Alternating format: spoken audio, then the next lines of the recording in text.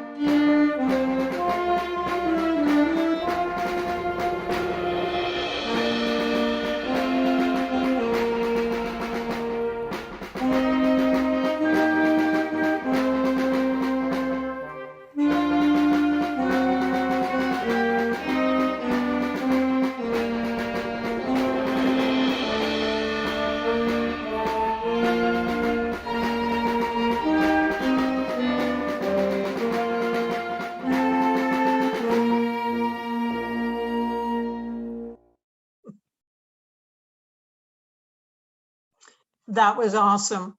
I erred. It should have been the playing of O Canada. That was extremely well done. Thank you to our students. Are there any declarations of interest?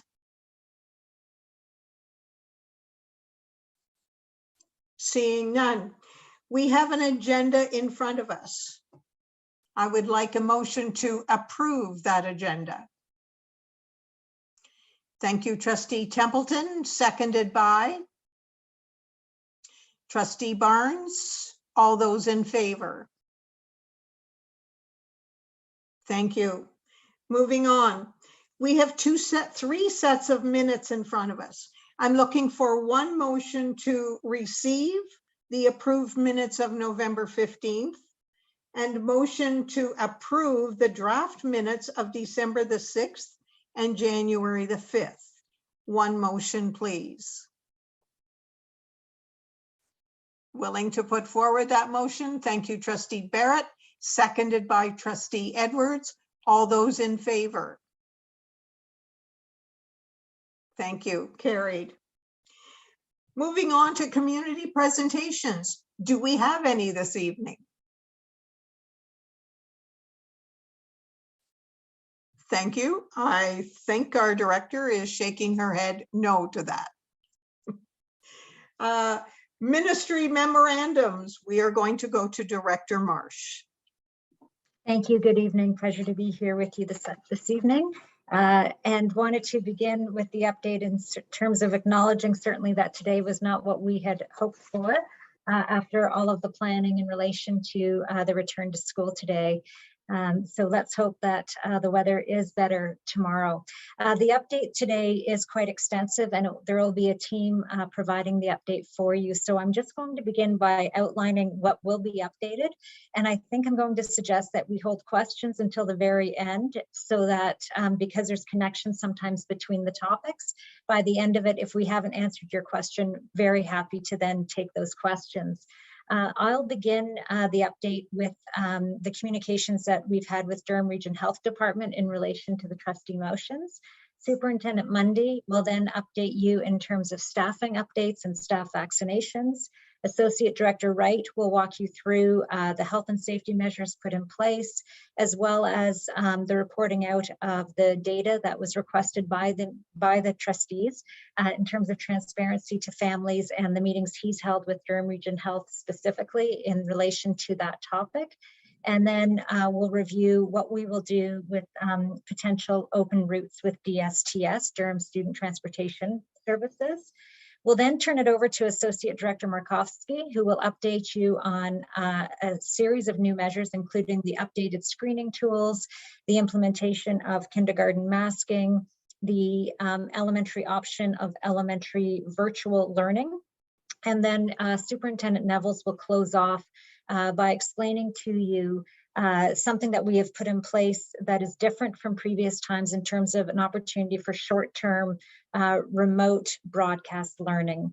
So in terms of beginning the update with the meetings we've held with Durham Region Health Department, I did want to let trustees know that in terms of masking, Dr. Kyle said that to get through the Omicron surge, they are willing to support masking in JKSK as a risk mitigation strategy. And so did want to make sure that you had that language in terms of the communication with Dr. Kyle.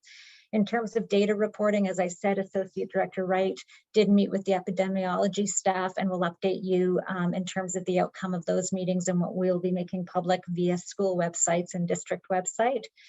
And for vaccinations, there was a request in terms of privileging based on trustee motions, appointment times for staff and students.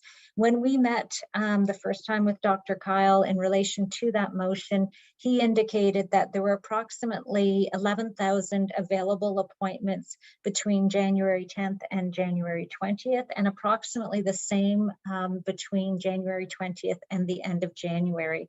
So availability of appointments within Durham region did not seem to be the same challenge it may have been in other regions within Ontario, where potentially we were hearing a lot more about getting late dates.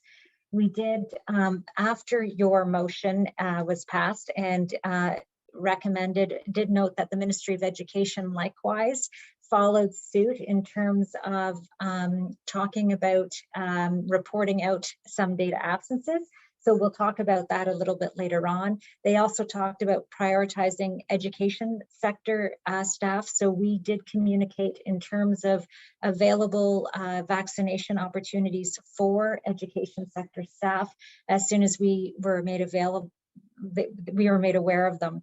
The other update in terms of vaccinations is that the Ministry of Education and the Ministry of Health have sent us a memo directing us that we're to partner with our local public health unit in terms of offering school-based vaccination clinics, and that those could happen during school or after hours. It is our intention to work with Durham Region Health Department, and the direction of the ministry and the Ministry of Health is to focus on those schools where Durham Region Health Department is aware of low vaccination rates. So we are just starting to work with Durham Region Health Department in terms of where they would like to hold those vaccination units. It will be their decision, not ours. But certainly for any that would be held during the school day, parental consent would be a key in terms of making sure that parents had provided consent and wanted their children vaccinated during the school day. We recognize that for many parents, they'll want to be there with their children. And so Durham Region Health Department has indicated that those clinics would happen at the school after hours as well for parents to be present. And we would not collect permission forms in those instances, but for those occurring during the school day. So more information to come on that in terms of when we hear about school communities, we'll definitely make sure that everyone is aware, and we will definitely make sure that that idea that parental consent is required is well communicated. So I will now happily turn it over to Superintendent Mundy, and we'll go from there. Thank you. Thank you. So in terms of our vaccination status of staff, we have 95% of our permanent staff who are fully vaccinated. Currently, it appears that we have 78% of our occasional staff, but I want to note that 16% have yet to submit attestation. And as I'll share a little later, we have had quite a high hiring process. So a lot of those, that 16% is related to new hires who are just in the process of updating the information for us. And we do confirm it when they're hired before they start work. But in terms of having access to the system to update it in our system, that takes a little bit longer. Currently working with our vendor, we are looking at a process that we can update our current vaccination attestation information with the third booster dose. And so we are waiting to have that operating and open to employees. We have been working really hard on some staff shortages in terms of mitigation strategies. We have continued to hire occasional certified teachers, early childhood educators, as well as educational assistants. We have also hired uncertified teachers. Our uncertified teachers have either completed a degree program or in the process of completing a degree program. They also have experience supervising and working with children. We have a fulsome process for hiring, which includes application, interview, reference and background checks, as well as onboarding before any of those individuals will be placed into a position. As of January 14th, and this is since December, we have hired 592 occasional staff, 255 certified teachers, 94 educational assistants, 34 early childhood educators, and 209 uncertified teachers. This also does not include over 100 emergency EAs that have been recommended by school administrators, as well as we have also been increasing our casual custodial pool and have continued hiring for this position. We have also created positions of dedicated occasional staff, which is a long-term position where an individual is placed at one school, but may be reassigned daily to support vacancies in the system. We have specific staff who are monitoring the vacancies and reassigning these dedicated occasional staff each morning. We have 37 dedicated occasional teachers, 40 educational assistants, and are currently looking to place 8 occasional early childhood educators. We continue to have those postings open and continue to add to those lists. Since September, we've added to our occasional clerical and have a total of 100 occasional clerical available. We have actually not seen significant unfilled in this position for schools since we have increased the pool to this number. We are monitoring our unfilled status each day so that we can best support each school site. We have provided school administrators with a process to support and review strategies in terms of managing any unfilled status with a clear connection to their family of school superintendent so that we can also take a centralized approach. Thank you. Thanks very much. Good evening, everyone. Happy to speak to a few items. A number of them are hot topics, so happy to bring you some information. In terms of HEPA air filtration units, at this point we have purchased 1,870 units and have received approximately 300 more directly from the ministry.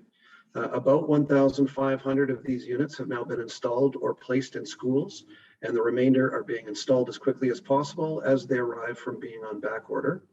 We anticipate placing an order for 150 units this month as funding becomes available, and we are waiting on delivery of an additional 75 units that were part of the ministry's recent announcement of 300 units available provincially. When you add all of these numbers together, it will bring our board total to just over 2,400. All of the teaching and learning spaces across the district that fall within the parameters that have been set by the Ministry of Education have had a HEPA unit installed. All spaces that aren't mechanically ventilated, as well as all kindergarten classrooms, fall within that bucket. Additionally, we have installed units in all of our childcare partner spaces in our facilities, and in all of our small classes. On top of the units required based on ministry parameters, we have provided each school with 5 units to be placed within teaching and learning environments at the discretion of the administrator. And in early January, opened up the work order system so that schools could request up to an additional 5 units. The plan is to provide another opportunity to schools at the end of this week to order again from the remaining inventory. I don't believe at this point we have had a request for units from schools that we haven't been able to accommodate, though we know we don't have enough units for every classroom in the system. As more HEPA units become available, we will work to see that they are placed equitably throughout our schools.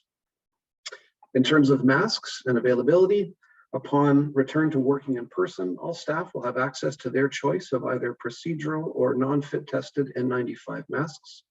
The Ministry of Labour has indicated that they consider both masks to provide similar levels of protection and are treating them the same. Based on availability, staff will be allocated 1 N95 mask per day and have been provided with guidance on how to don and doff these new masks, as well as what signs to be aware of for when they need to be replaced. In terms of testing and access to testing, just before the winter break, we received a number of rapid antigen test kits that were to be distributed to in-person learners. Though we did not receive enough for all staff, in addition to students, we did receive sufficient supply that allowed a number of staff working in person to take a kit home as well. There were some test kits remaining after the winter break that were accounted for. These were distributed to staff that have been working in person over the last 2 weeks. We received a number of PCR test kits before the winter break also that have now been distributed out to schools. The intention of these tests are for students and staff to receive them if they become symptomatic while at school, and to take the test home, take the test and drop it off at an assessment center if they wish to do so.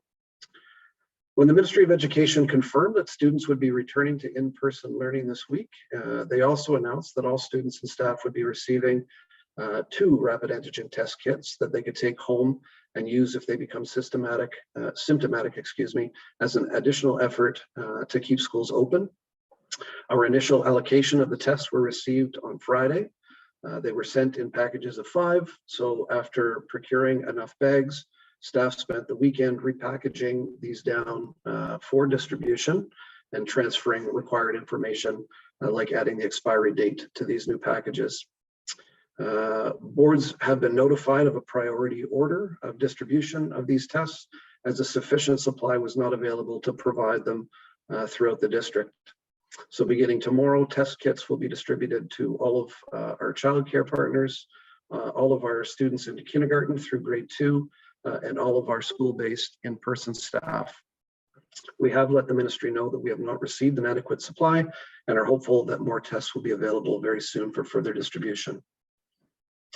On to transportation. At this point, we've only been notified of 1 cancellation for this week that impacts a very small number of students.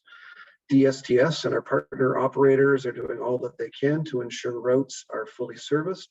But as situations arise where drivers are not available for routes, communication will take place with impacted families as far in advance as possible. And then on to absenteeism reporting. Based on the trustee motion passed at the special board meeting last week, and in order to be as transparent as possible with COVID-related reporting, staff have worked to implement a system of tracking and reporting absences and positive test results. We have discussed our absence reporting with DRHD, and both organizations have an understanding of what we will each be reporting going forward. DRHD will continue to publish student absence data in their seasonal flu tracker based on information we share with them on a daily basis. And DDSB will publish student and staff absence, as well as self-reported positive PCR and rapid antigen test results based on information provided by families and staff members. We will track absences by school and include in our tracker if and or when we reach a 15% total absence threshold by school, and will report to DRHD if and or when we reach a 30% total absence threshold by school for potential further guidance from them. If positive test cases have been confirmed by either a PCR or rapid antigen test that has been reported to the school, A school-specific communication will be sent home with students. Families will have access to provide this information through the traditional student absence reporting portal, and staff will be able to report their absence through their traditional absence reporting mechanism for illness, and will be able to either inform their supervisor or email a positive PCR or rapid antigen test kit to the HR department to notify that positive test. We recognize that all COVID-related reporting is voluntary, and we will be reporting out directly the information we receive, as we will be unable to vet any of this information through DRHD. And those are all the health-related updates I have, and I'll pass it over to Jim. Thank you, David. I'll just build on a bit of the health and safety updates that David just shared. I'll start off with just providing you a quick update on vaccination rates within the Durham region. Based on the Durham Region COVID-19 data tracker that is on the Durham Region of Health's website, we're showing right now that 47.9% of 5 to 11-year-olds in the Durham region have received 1 dose since the opportunity became available in late November. And considering there's a recommended 8-week period between the first and second dose, we're presently seeing 3.3% of that age group being fully vaccinated, and we would anticipate that would increase as that 8-week window passes and further clinics become available for the second dose. In the 12 to 17 years old category in the Durham region, we're showing 84.9% are fully vaccinated and 89.3% have received at least 1 dose. And these stats are in alignment to the regional data for those aged 12 and up, where 86.3% are fully vaccinated and 88.2% have at least 1 dose. We are currently in conversation with the Durham Region Health Department, as Nora had mentioned, in an effort to increase accessibility of vaccination for families, and we'll provide further details as they become available through that collaboration with DRHD. So I wanted to share a bit with you in terms of information pertaining to the new screening tool. The Chief Medical Officer of Health has reinstated a more sensitive COVID-19 symptom list for daily active screening of all students and staff in schools and childcare settings.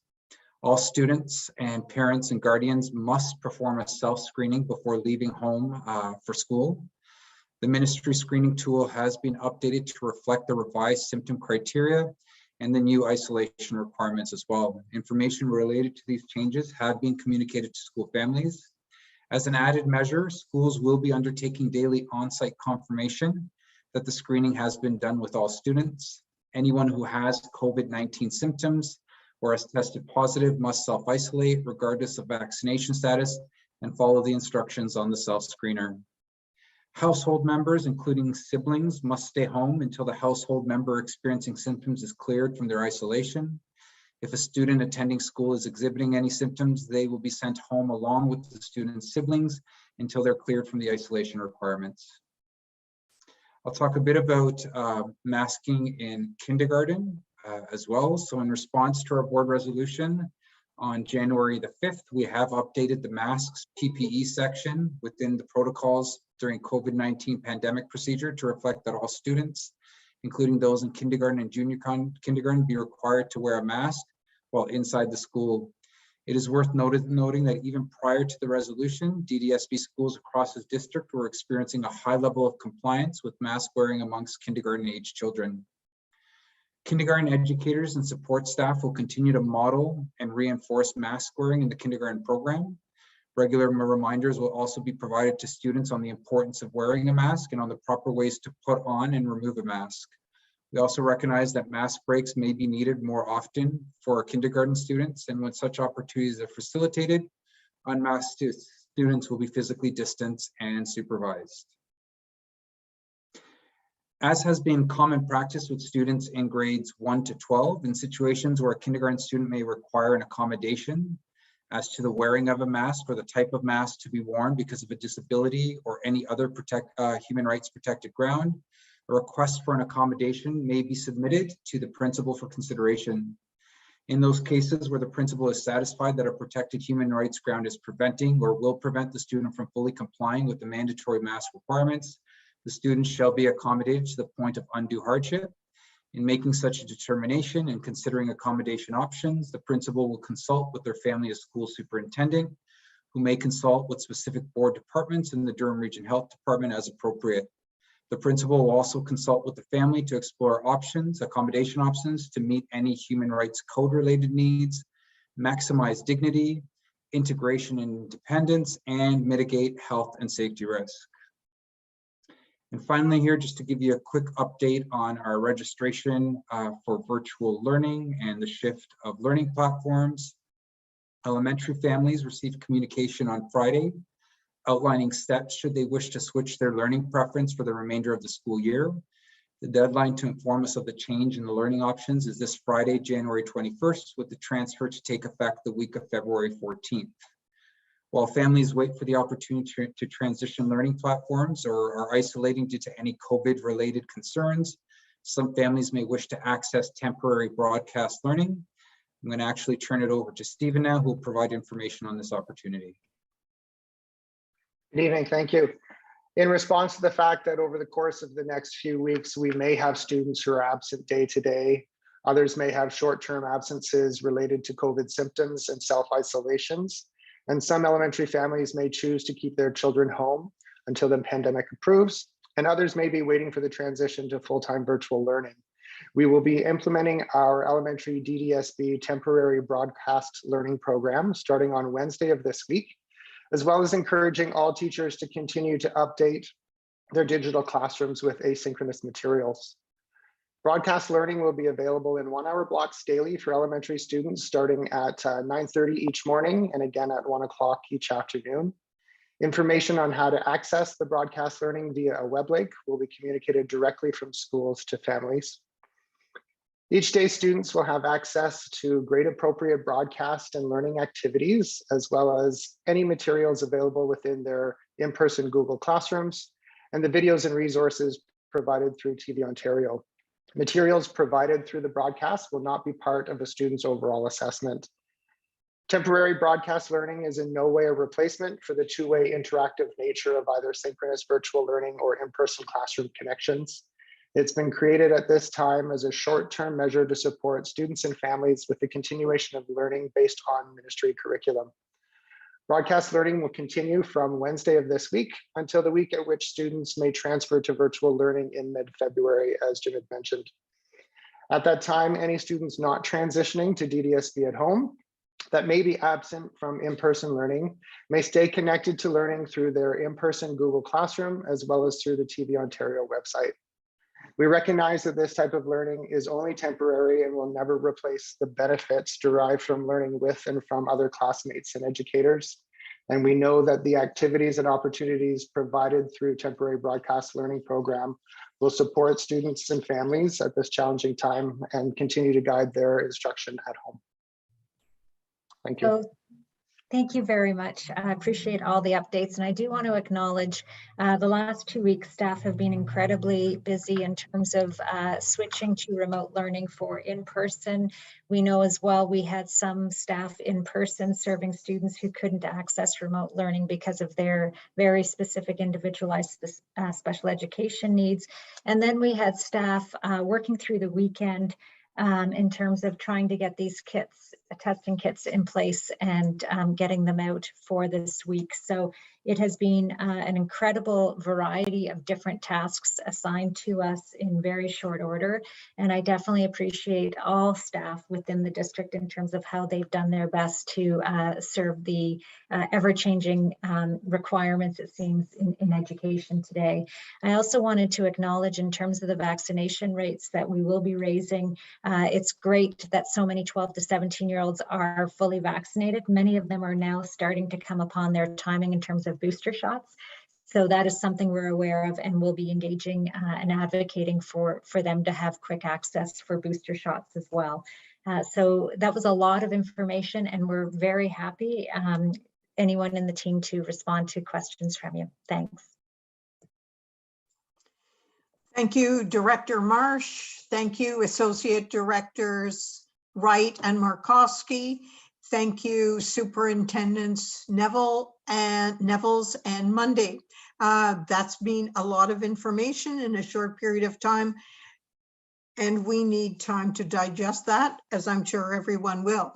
But there will be questions. The first one would be Trustee Lundquist. Thank you, Chair Morton.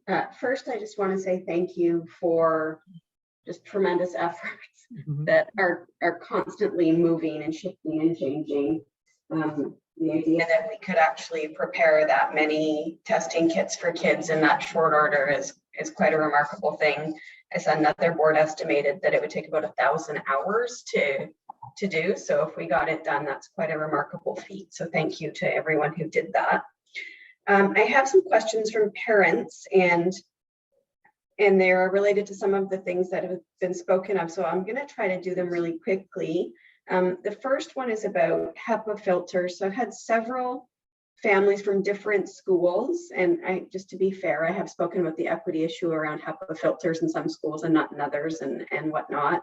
But the question is it possible to raise funds to get more HEPA filters? Is it a money issue that is preventing us from having them in all classrooms?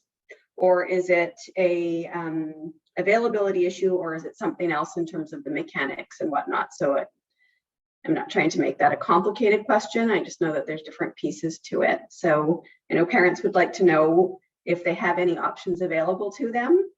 And then the second piece that I wanted to ask about was the vaccination clinics. Obviously, I am in support of them, and I appreciate that they're voluntary and that, as they should be.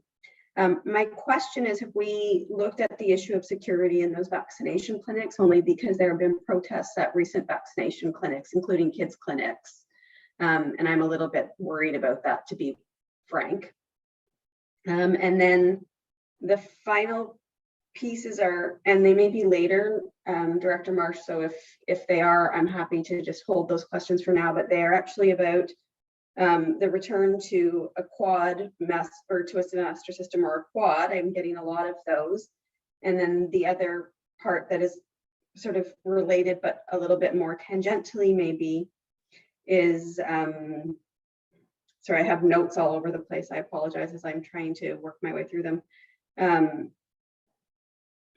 It's flitted out of my head, so I'm going to have to come back to it at some stage. So if you like, we'll, through you, Chair Morton, we'll go ahead and start responding to these questions. So Associate Director Wright has explained to me the intention behind HEPA filters originally, and how people are starting to perceive why they would want a HEPA filter. And I think there's a disconnect in understanding the maintenance of our buildings, especially the fact that we have so many new builds. So perhaps I'll turn it over to Associate Director Wright to do that explanation that he has walked me through in terms of my inquiries. Thanks very much, Director Marsh, and for your question, Trustee Lundquist, and through you, Madam Chair. There is some question about the efficacy of a HEPA filtration unit in a space that is fully mechanically ventilated and is replenished with fresh air on an ongoing basis, as the majority of our systems are set up to do and balanced to do. And outside of the efficacy issue, there are a number of other things we're working through right now, including the equity piece that you have mentioned. So to be perfectly honest, we haven't really bumped up against a supply issue. We haven't been made aware of a significant demand or a number of requests for these units to be placed in spaces we haven't been able to accommodate. So we're working through the work order process for the units that we have. We have about, as I mentioned, about 2,400 units right now. We have probably about 3,600 classroom spaces throughout the district. And so we're quite a ways away from having a unit for every classroom space. We're not convinced that that's where we need to be, although we realize that we may end up over time, as the number of units that we've purchased over the last year certainly has extended past what we initially thought we would. The units are not household units. They are fairly expensive. We're finding the size and spec unit for a regular classroom to be running us about $1,250 right now. So to cover the rest of the system, we're looking at over $1.5 million. And that's the upfront cost. There is an ongoing cost for filter changes and maintenance, et cetera, that will be something that we have to deal with in the longer term. So in the short term, if there are schools that are looking to have a unit in a space that they don't have a unit in, we're asking them to put a work order in through our system. We'll do our best to accommodate all those requests. Happy to bring an update if we get to a spot where we are out of units and we are out of money to purchase additional units, and we will look for trustee support with that. Thank you. In terms of your question related to vaccination clinics, this is an evolving situation. So originally we received a memo saying that they would be possible to have, it would be possible for them to happen in schools. DRHD has, for the most part, been pretty self-sufficient in terms of offering their clinics and identifying when they wanted them in a school community after school. So we have managed that with them. This morning at 10 a.m. attended a meeting that was called at the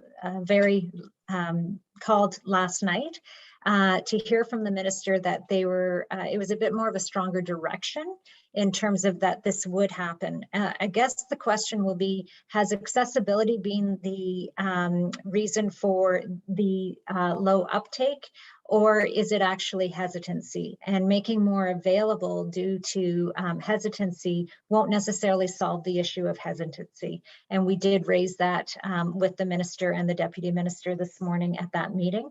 But your point's well taken in terms of security and what that may mean for school sites.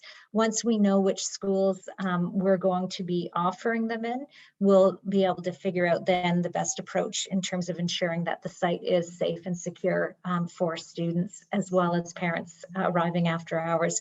We have had some after hours already, and there has not been an issue to my knowledge. I think it's been a while now, but I don't even believe in the beginning there were issues to report. The other, in terms of return to semester, it's interesting, public health units across the province, as well as the Chief Medical Officer of Health for Ontario, have indicated that they're completely comfortable with a return to full semester in February with the 4 classes. And so that is a direction that they have not deviated from. We have been working since before the holidays because it did require some flipping in terms of how we build the semester for attendance purposes and reporting purposes.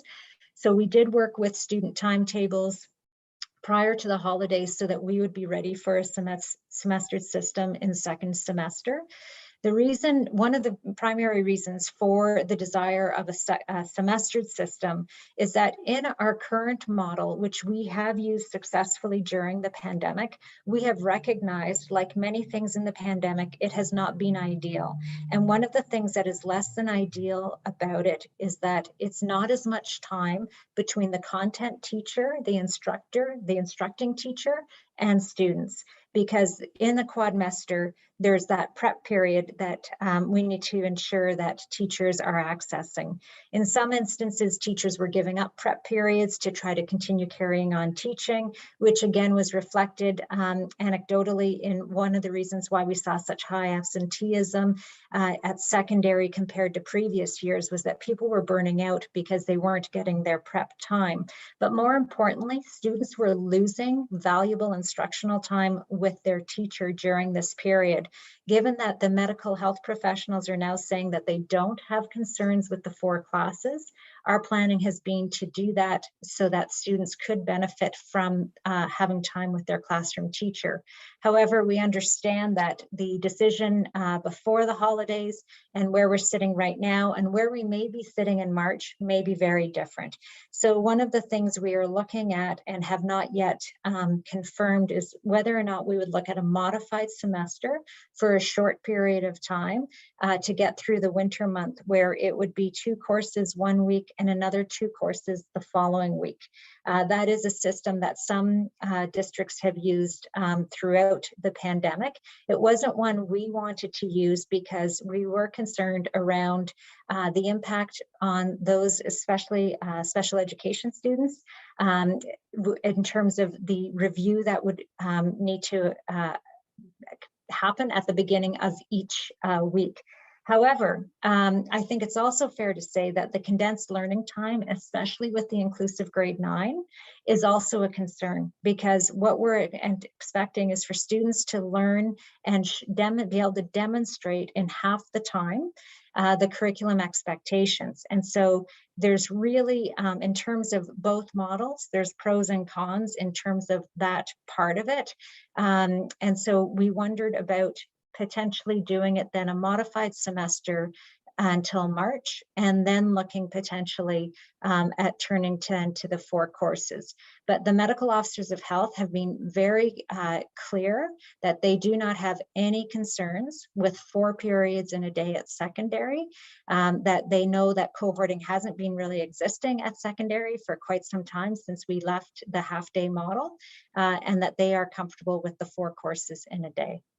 But we have not settled on something completely yet. We're still working through where we're at, and implications from a teaching perspective as well in terms of that prep period, because with every change that we make, we're actually deviating from the collective agreement to some extent when teachers are giving up their prep period. So have to look at that. Thank you. Madam Chair, may I ask the final question that actually flitted back into my brain? I was going to ask you if that had come back to you. Yes, It go did. ahead. I apologize. I didn't mean to take quite as long. So I'm just not clear on what happens for the reporting of COVID positive cases. So if we know there's a COVID positive case in a classroom, does a notification go home to the class, or is it just posted somewhere? And you said someone, I'm sorry, because I don't remember who actually said the 15%, that's when we will let the school community know. But what if there's more than 15% or more in a classroom? Would we let that classroom know? Thank you, through you, Chair Morton. So in terms of communication around self-reported tests, we will let the whole school community know, and we will let them know which classes those tests occurred in. So one letter will go home at the end of the day, where that would be reported out in terms of those tests that have come forward. So families would be aware of which classroom that it happened in. In terms of the absenteeism rate, the Ministry of Education identified that they're looking at a 30% absenteeism rate by school. We've identified 15% by school. We will not be reporting out by class, nor could we manage reporting out by class at this stage. Thank you. And moving on to Trustee Stone. Thank you, and through you, Chair. I have a question for Superintendent Monday. Actually, I have a question for David Wright and Jimmy as well. Superintendent Monday, when you are when the board is hiring, do we ask whether or not people are vaccinated? And so do we hire only vaccinated people or also unvaccinated, or do we ask at all? So as part of the hiring process, in terms of recommendation to hire, that is not a requirement. We are following the ministry direction in terms of requirements for employees. Once an employee is hired, they have to provide their vaccination status. And based on that, either they're fully vaccinated or then they have to complete the rapid testing 3 times a week. Thank you. Associate Director Wright, the HEPA filters, they are quite expensive. I'm just wondering what kind of testing has been done behind them. Is the purpose of them to stop the spread? Because I don't think that's possible, especially with Omicron. So everybody seems to want one in the classroom. However, just as you said, our newer schools have quite a good filtration system. So do you think, what is your opinion on that? Do you think they're actually required, or has there been testing behind it? What do we know about how efficient they are in lessening the spread? Thanks for the question, Trustee Stone, and through you, Madam Chair. Probably not the best person, honestly, Trustee Stone, to answer a question about the efficacy, only to say that the individuals that we employ at the board that have an HVAC background have a difficult time seeing the benefit in a fully mechanically ventilated space where fresh air is coming in on a regular basis. Certainly the ministry has supported HEPA filtration units in certain spaces. To me, it does make sense to have them in a non-mechanically ventilated space to ensure that the air that can't be refreshed with fresh outside air is circulated through a filtration unit. Outside of that, I don't feel comfortable providing my opinion because it doesn't have a lot of value. But there certainly have been questions about the efficacy. That being said, I mean, they are in quite a number of spaces throughout the system, and where people feel that it does make the environments they work in and learn in safer, we're happy to support them as much as we're able. Thank you, but the province is not funding all of those, correct? That is correct, but the province, the province is funding the great majority of them directly through transfer payment agreement, as they've invested in ventilation grants for us, and they have sent us some units directly. Thank you. Regarding the N95 unfitted masks, you said teachers will be getting 1 per day. Is that the recommended 1 per day? That's the current allocation based on available supply. Thank you. And Associate Director Markovsky, I'm just wondering about the masking for JKSK. I don't think that was discussed when the mandate was passed. Are we allowing JKSK to come in with cloth masks? I imagine not, considering I think the province is now providing the surgical masks to everyone. Is that correct? Through you, Chair, I'll turn it over to Associate Director Markovsky in a moment, but one of the things, so it's the masks that the ministry is providing for students, aren't required to wear them. And unfortunately, one of the things that we discovered through the shipment of them was that we actually didn't receive any that were primary junior sized. So along with being short in terms of rapid tests, we have identified to the Ministry of Education that we need these masks for those who would want them in primary junior. Currently, they are all too large. And Associate Director Markovsky, I'll turn it over to you after. I wasn't sure if you were aware of that development, so turn it over to you in terms of the rest. Thank you, and through you, Chair, and thank you, Nora. Trustee Stone, I don't know if there's anything further, but there is no requirement for students to be wearing the board provided masks, provided that they have their own masks that they bring from home. That would be perfectly acceptable as well. So, and there's no objection if they find, because I know you can get child size N95s if they wanted to wear those. So thank you, and through you, Chair. In terms of students wearing N95 masks, I'm going to be honest, that's not something that we've seen in practice. Majority of students do come with a cloth mask. There are some that do wear pediatric sized surgical masks, which are perfectly acceptable as well. So I would probably cluster the N95s within that surgical mask category. And if it's something that the family has provided and it falls within what we would say an appropriate covering of the key area there that the mask would cover, we wouldn't see an issue with that. Yeah, well, considering N95s are far better than cloth masks, I think we're finally all saying that the cloth masks do not prevent the spread of COVID, especially Omicron. I'm assuming that we're all on the same page with that, and I know it wasn't discussed, but N95s are far better. Otherwise, why would we be giving them out to our staff? So I'm just wondering, I guess, so the answer would be yes, if they wanted to wear an N95, they could wear an N95. Thank you. And I think I'm done. Oh, could you give me an example, please, of the accommodations for children who cannot wear a mask or due to health problems? I noticed that the only accommodation during the January 5th meeting was human rights violation. but what about, there must be health accommodations. And I think you said, Jimmy, that they can consult with the principal. There's a form that the parents can fill out if they think that the child has asthma, maybe whatever the problem might be, even psychological, if they've got problems with any sort of covering, so they can go to the principal. Could you just describe that in case there's parents watching, and maybe that's something that we could let the parents know about through a letter or an email or something like that? Thank you, and through you, Chair.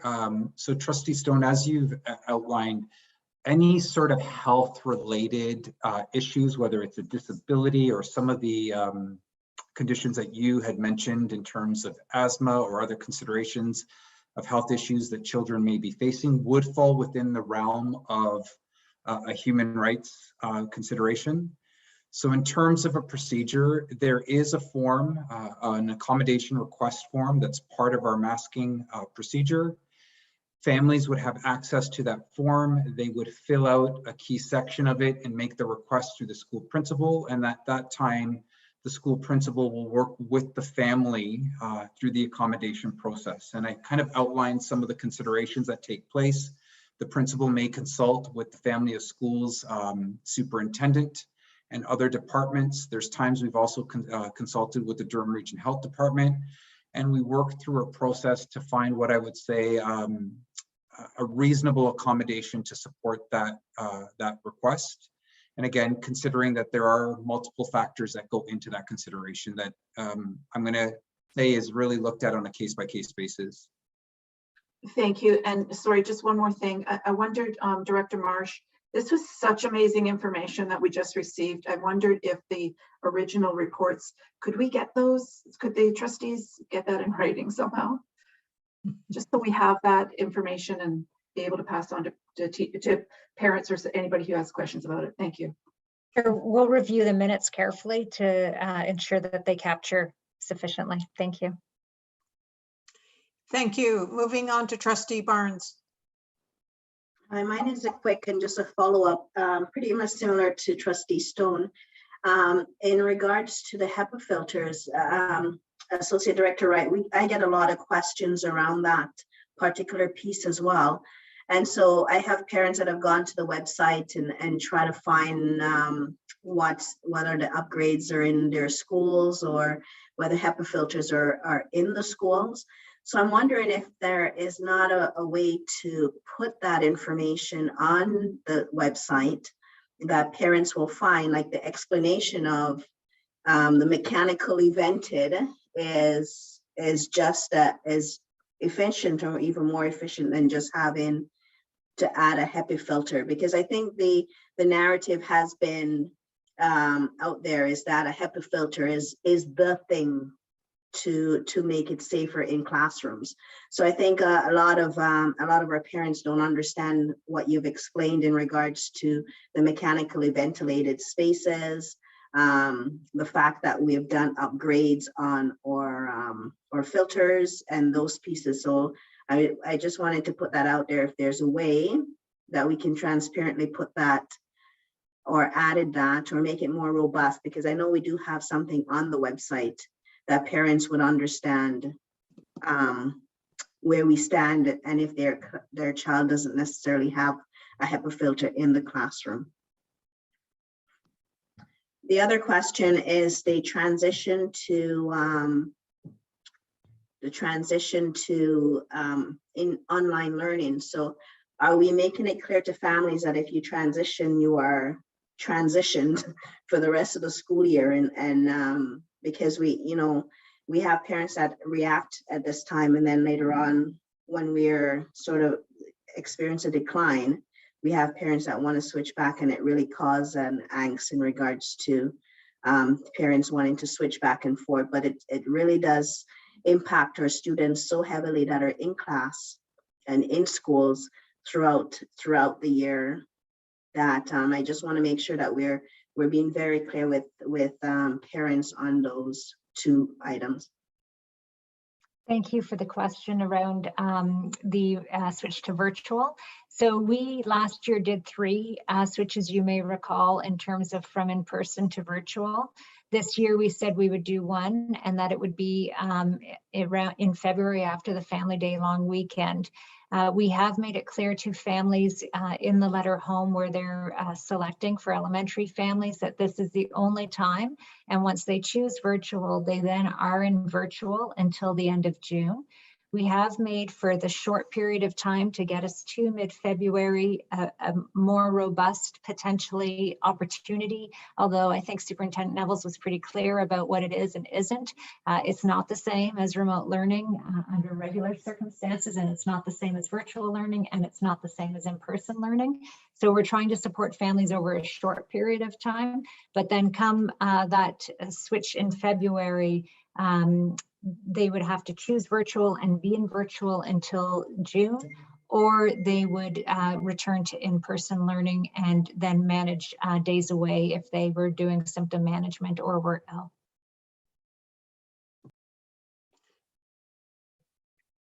Thank you. Moving on, we've had lots of information, many questions, but we do need to move on to the public question period. And as everyone would understand, we have multiple questions coming forward tonight. We're going to take 2 questions where the individual is attending this evening, and following that, Executive Lead Rob Zerjanik will read out the remaining questions for staff to respond. So our first questioner in person, and this is somebody that we're all going to recognize, Dylan, come forward, please.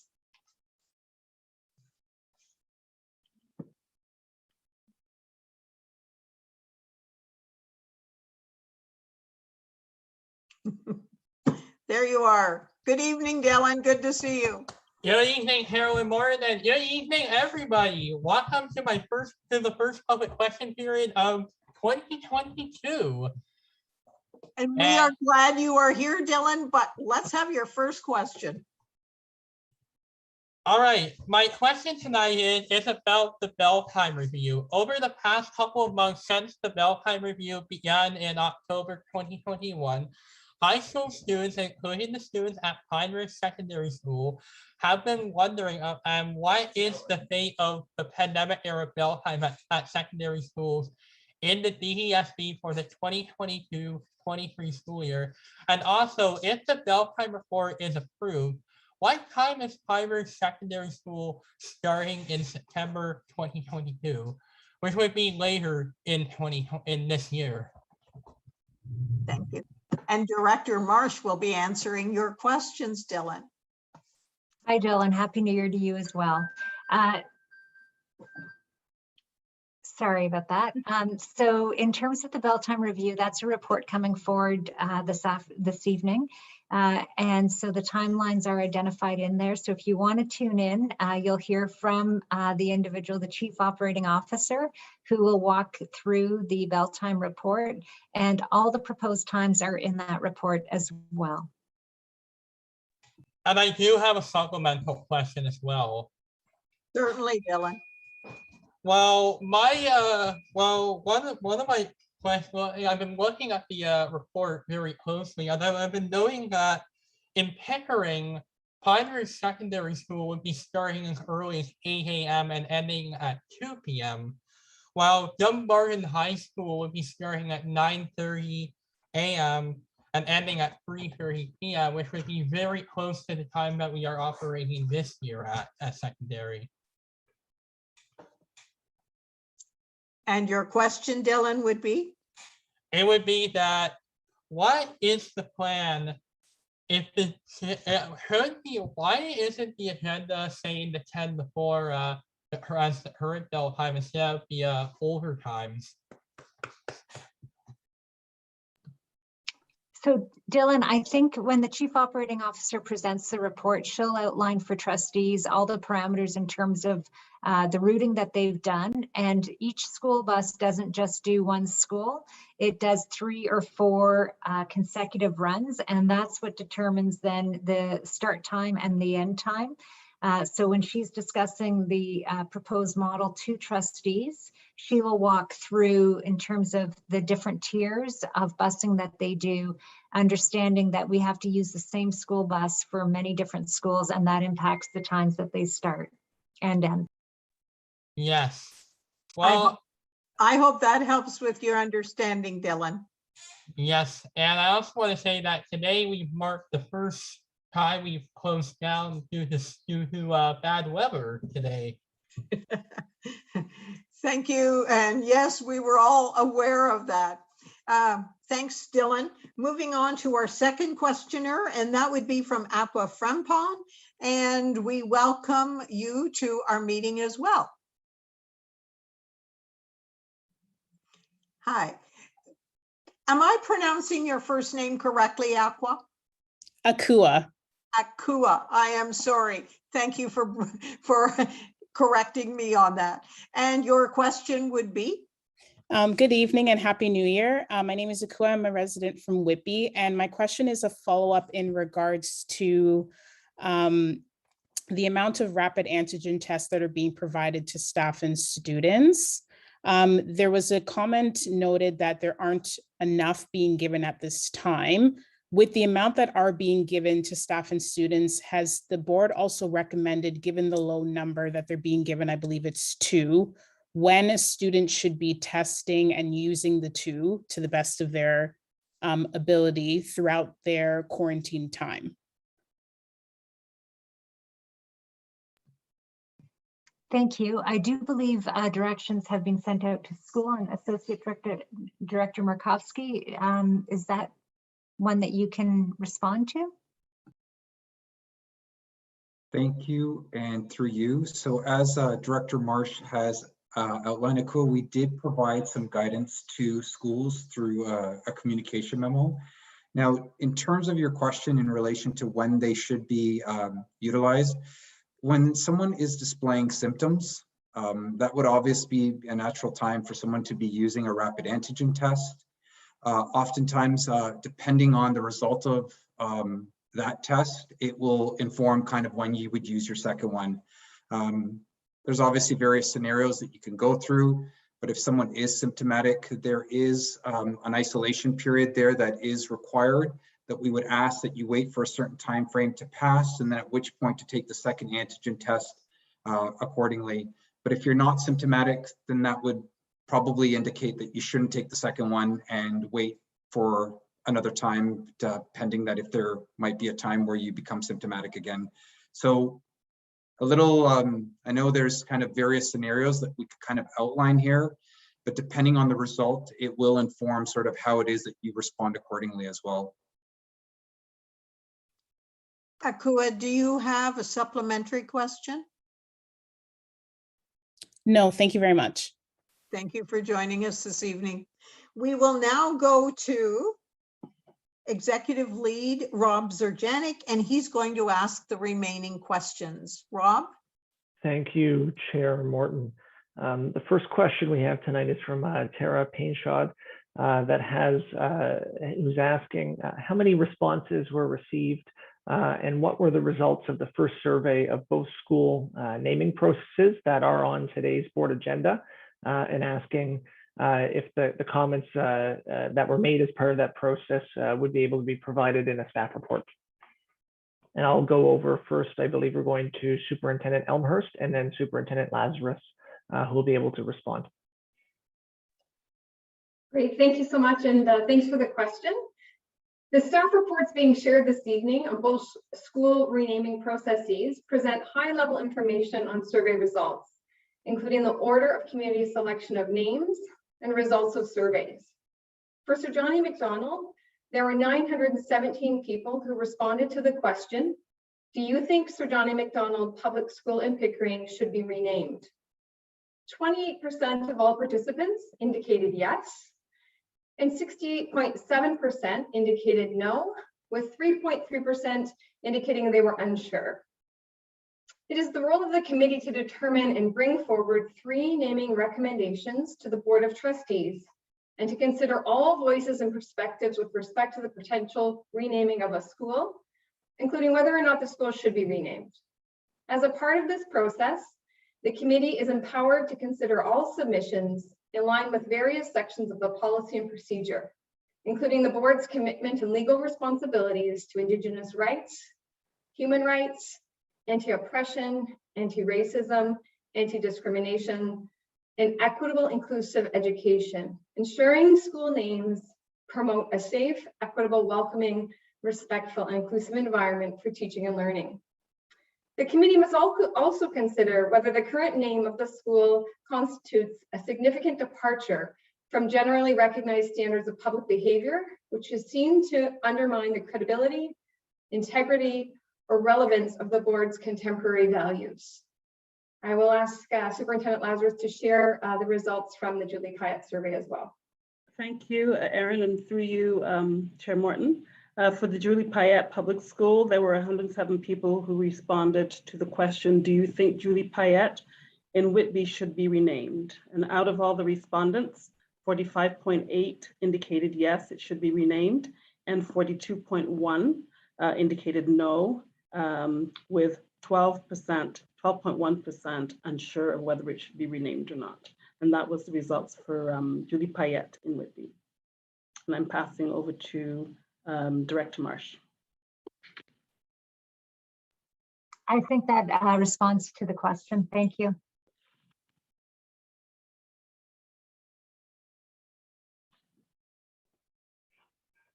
Thank you. The next question that we have is from Divleen, who's asked whether the board can hold off on renaming Julie Payette Public School because CBC News reported in January that Julie Payette will be retaining her Order of Canada, and I'll, I think, turn that over to Superintendent Lazarus to respond.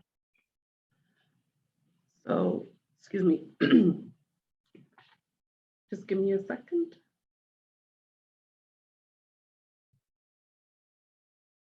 Do you want me to jump in on that Yes, one? please, yeah. Lazarus? Yeah, So thank you. I think the response is that it's the committee has done what the motion has asked for in terms of the direction from the board, and now it's under consideration by the Board of Trustees.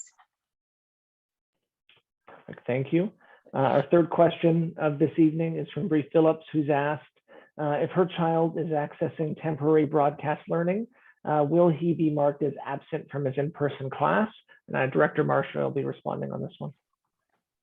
Thanks. So the communication that we're sending home with more information about this learning will flag for parents that there's a special code that they may use when they're accessing the learning. And so that will be, it will show up that they're in the short-term remote learning, and that is different than being absent.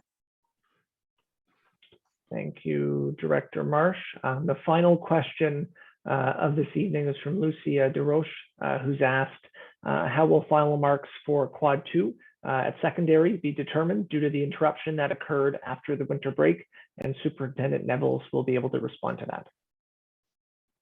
Thank you for your question, Lucia. In DDSB, we made the decision prior to the beginning of the school year that students' final marks for the entire year, whether they were in a quadmester mode or a semester model, would be based on 100% term work, as opposed to the traditional 70% term work and 30% final summative, which would traditionally include such items as exams. We did this proactively so that students who may be struggling throughout the year with various aspects of the pandemic and would give teachers flexibility with determining the final grade.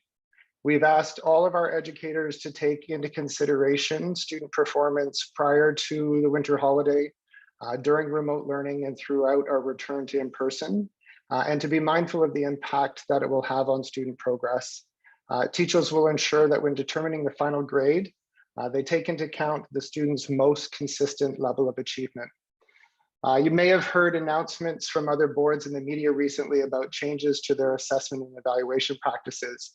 We do not have to shift from what we had originally planned, and that the student's final mark for Quadmester 2 will be determined in the same fashion as Quadmester 1, and as the same final marks at the end of the school year for Semester 2.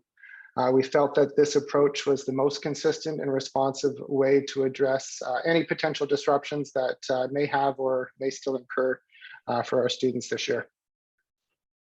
Thanks, Superintendent Nevels. There was a follow-up question around this, just around moving forward with the Semester 2 rather than quadmesters, and that was covered in the director's update earlier on. I think pretty much would be a direct response to this question. So I'd like to now pass it back to Chair Morton to continue on with the board agenda. Thank you, Executive Lead Zerjanik. We have had a number of questions. We've had a lot of good answers coming forward. We've got a highlight coming next. Agenda item number 10. Some of us have had an opportunity to see this student trustee video, and we were so impressed. We thought that everyone should have the opportunity to see it. So I'm going to call upon our student trustees, James, Demario, and Kayla, to introduce it and tell us a little bit about this video. Actually, before we brought up the video, we wanted to take this time to bring forward this update before our video was presented. And thank you, and through you, Madam Chair. Certainly, go ahead. We wanted to take the time tonight to briefly touch on the student perspective in regards to remote and virtual learning. As we are all aware, students have been remote learning due to rapid transmission of the Omicron variant, and since January 5th, 2022 for secondary students and January 6th for elementary students. It is difficult to provide a general consensus of student thoughts as there are many mixed emotions regarding the topic. Although students such as those of DDSB at home thoroughly enjoy virtual learning, there's a select student population who strongly dislike it, specifically those who chose in-person learning. The student population is continuously commenting on the extreme difficulty and challenge that is associated with learning remotely. One concern that most students can agree on, whether they like or dislike remote learning, is that it is not engaging, nor is there nearly enough student outreach to ensure that students are understanding and grasping the concepts being taught. Furthermore, check-ins that ensure that students' mental health and well-being are okay are often not accommodated or supported. This is not a problem specific to the DDSB, but rather a provincial one. However, perhaps we, as representatives of the school board, can continue to think outside of the box to better support our students and make the most out of remote learning should we need to transport or transition back into remote learning in the future. I know that direction, such as the temporary freeze of evaluations for the first week of remote learning, was greatly appreciated by students and helped to make the transition into remote learning as smooth as possible. We do want to thank all DDSB staff for your relentless work and support of DDSB students. Once again, thank you for providing us with the opportunity tonight to share the perspectives of students in regards to remote learning. With that, we would like to present our student trustee introductory video that introduces us and the Student Senate, as well as our operations. Thank you. Hi DDSB students, my name is Kayla Malcolm and I'm the student trustee for West Durham, meaning I represent the students of Pickering and Ajax. Hi DDSB students, my name is Demario Knowles and I am the student trustee for East Durham, meaning I represent the students of Oshawa and Whitby. Hi DDSB students, my name is James Kay and I am the student trustee for North Durham, meaning I represent the students of Brock, Scugog, and Uxbridge townships. We wanted to create this message to not only introduce ourselves, but to put forth a message of encouragement, express our support for fellow students and all of your many endeavors, as well as to answer some of the common questions regarding the role of a student trustee. We admire the resilience that students have demonstrated during this ongoing pandemic. Together, we will overcome the many challenges and adversities that may present themselves this upcoming school year. As a student trustee, we act as the conduit of student voice between the student body and board office. We attend board meetings, standing committee meetings, and lead the student senate, in which all help to optimize the representation of students and their voice. I became a student trustee because I wanted to advocate for student success. Ensuring that students are represented within their learning environment and supported both inside and outside of the classroom have always been something of importance to me. I wanted to promote learning environments where all students are able to thrive and succeed, all the while feeling welcome, comfortable, safe, and valued within their school. I wanted to give students a voice beyond the classroom. I wanted students to feel heard and understood. I believe that student voice is extremely important and could help our board have a different perspective on initiatives and future ideas. I also wanted to create and promote healthy learning environments within our schools where all students are able to thrive and feel comfortable, welcome, and safe. I believe that the position would give me a greater platform that would allow me to create a more equitable environment for our students. There are many stigmas and limitations that can prevent someone from achieving their true potential, including our students. As a student trustee, I want to be able to conquer these challenges so our students feel like they're equal to their peers and their needs are being accommodated. The Student Senate is a collection of 2 to 3 student representatives from each of the secondary schools within the Durham District School Board. The student trustees and senators work together to advocate for student needs and work on projects to improve the student experience in all aspects of student life. You have a voice, and it has power behind it. So use it. We, the student trustees, and as fellow students are here, not for you, but with you. We are here to help leverage your valuable voice and to represent you. If you ever need to raise a concern or are ever in need of talking to someone, reach out to the student senators at your school or to ourselves at james.k@ddsb.ca, kayla.malcolm@ddsb.ca, or demarionowles@gmail.com. We are here to support you, the students of the DDSB, in any way, shape, or form we possibly can. Whether you need someone to talk to or are in need of raising a concern, we are here for you. You, your voice, your well-being, and your success matter.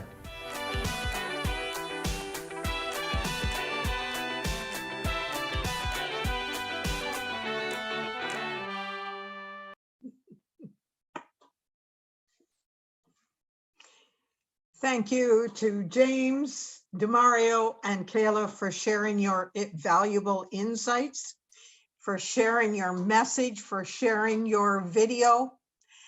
You are excellent representatives of the Durham District School Board. I'm just wondering if there are any trustees who would like to comment or question you. Trustees?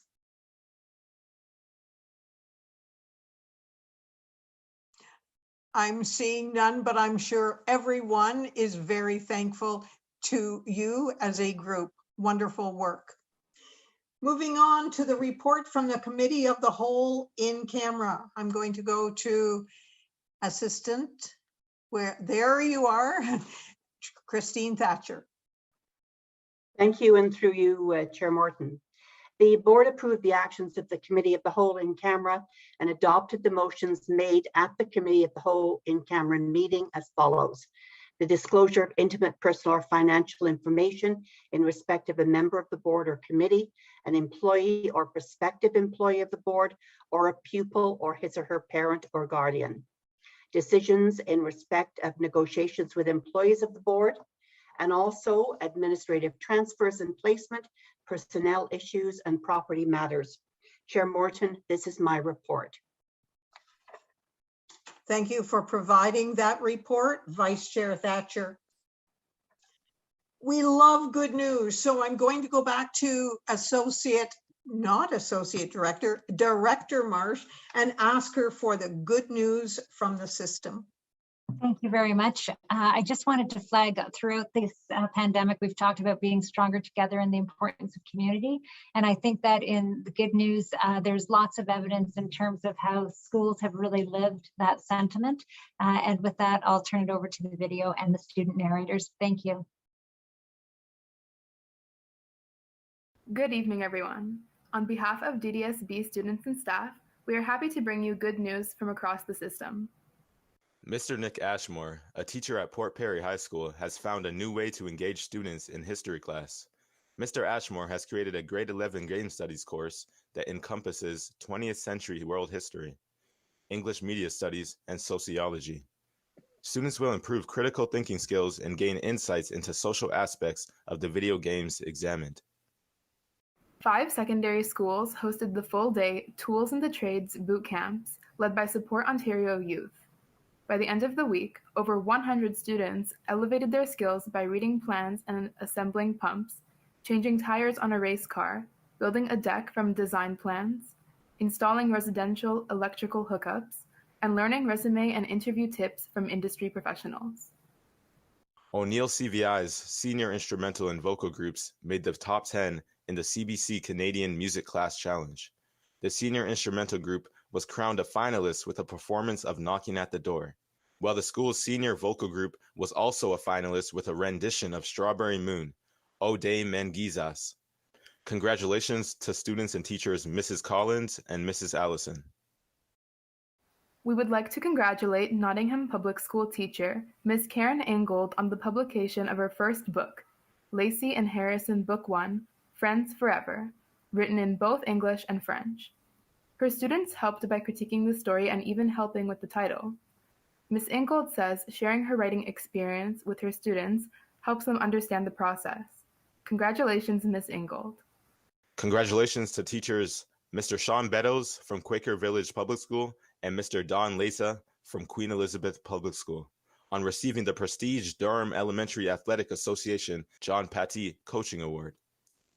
Both winners have always encouraged excellence in their athletes and students and have dedicated countless hours to athletics at their schools. Congratulations, Mr. Leta and Mr. Beddoes.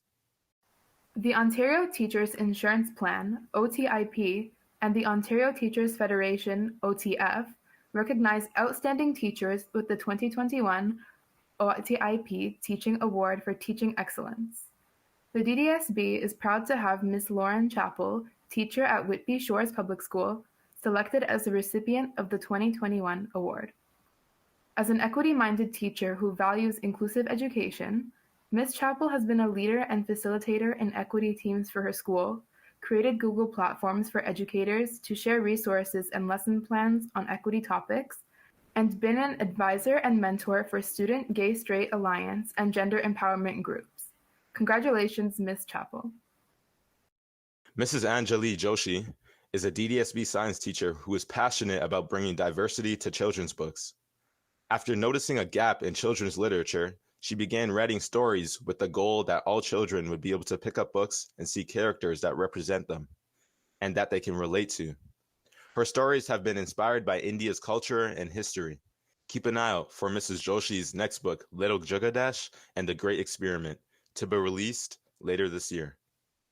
GL Roberts CVI is proud to have not one, but two of their senior students represent OSAID, the Ontario Students Against Impaired Driving Provincial Youth Advisory Team.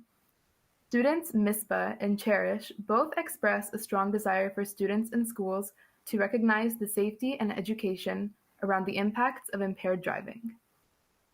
Kindergarten classes at Gondet-Setiegon Public School are excited to be involved in a hands-on project to help care for local birds in the Pickering community. With funding from the Environmental Schools grant through the City of Pickering, classes have purchased window feeders and seed for each of the 4 kindergarten rooms.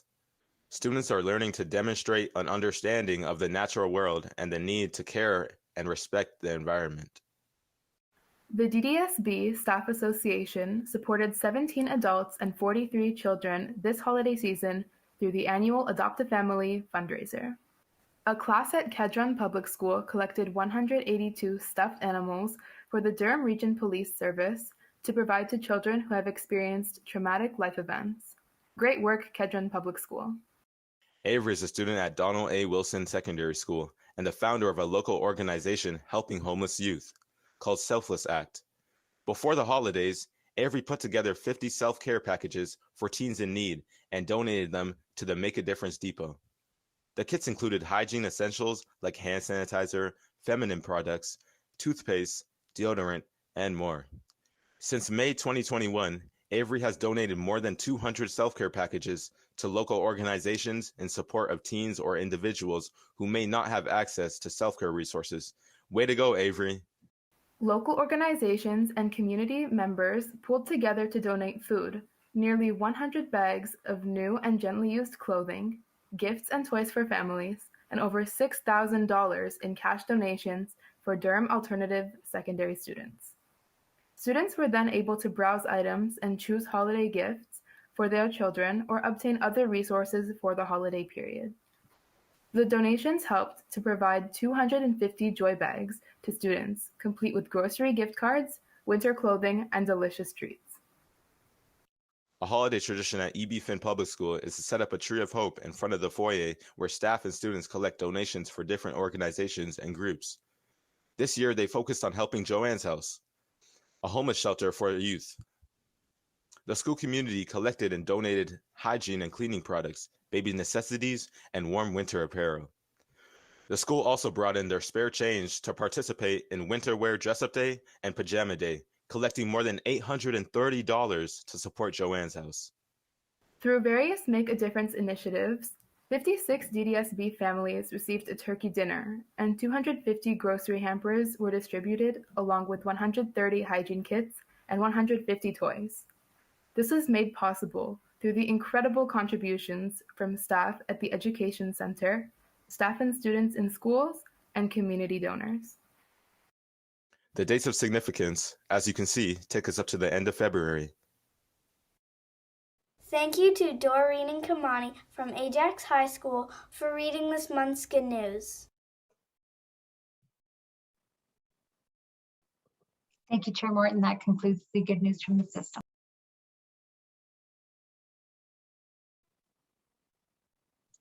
I need to be reminded to unmute. Thank you to our two students from Ajax High School for sharing the good news. We always love to hear what our students are doing, what our staff is doing, and how our school communities are involved. Thank you. Moving on, we have a number of recommended actions. The first one is the report from Standing Committee from January the 3rd. I'm going to go to Vice Chair Christine Thatcher to hear that motion. Thank you, and through you, Chair Morton. The resolutions of the Standing Committee meeting on January 3rd, 2022 were adopted at a special board meeting on January 5th, 2022. I move that the board now receive the minutes of the January 3rd, 2022 Standing Committee. Thank you for moving that, and I'm going to ask for somebody to second that motion. Trustee Lundquist, thank you. Are there questions or comments? Trustee Barnes. I was just seconding the motion. Okay, thank you. No comments, no questions. All those in favor of the motion? Thank you. Moving on to potential renaming of Sir John A. Macdonald Public School. I'm going to go to Superintendent Erin Elmhurst. Over to you, Erin. Thank you. And through you, Chair Morton, the report can be found on pages 35 to 40 of your agenda package. The purpose of this report is to request approval from the Board of Trustees for the potential renaming of Sir John A. Macdonald Public School. On May 17th, 2021, the Board of Trustees passed a motion to consider a potential renaming for Sir John A. Macdonald Public School in accordance with DDSB's naming of schools procedure. Following this, the community was notified and a naming committee was struck. I had the opportunity to chair the naming committee, which comprised of 13 members reflecting the diverse community we serve. The purpose of the community was to gather the DDSB's wider community input and to follow a process to determine the recommended names in alignment with the naming of schools policy. The school naming committee reviewed and considered submissions and narrowed the selection down to 4 for a second consultation with the school community to gather additional feedback. The naming committee convened for a 3rd time to review the second round of community consultation. At this meeting, the preferred names were decided through consensus. Background information on the top names have been outlined on pages 38 to 40 of the report. Based on the recommendations of the naming committee, it is recommended that the Board of Trustees select the first choice, the Dasagay-Mandamin Public School, as the official name of the currently Sir John A. Macdonald Public School in Pickering, Ontario. This concludes the report, and I'm happy to answer any questions that you have, and also have Chris Conley here this evening for any data-related questions. Chris, do you have a question? No, Chair Morton, I would be pleased to move the recommendation brought forward by the committee at this time. Thank you. Brought forward by Trustee Brainy. Is there somebody who could second that motion? Trustee Lundquist, comments or questions?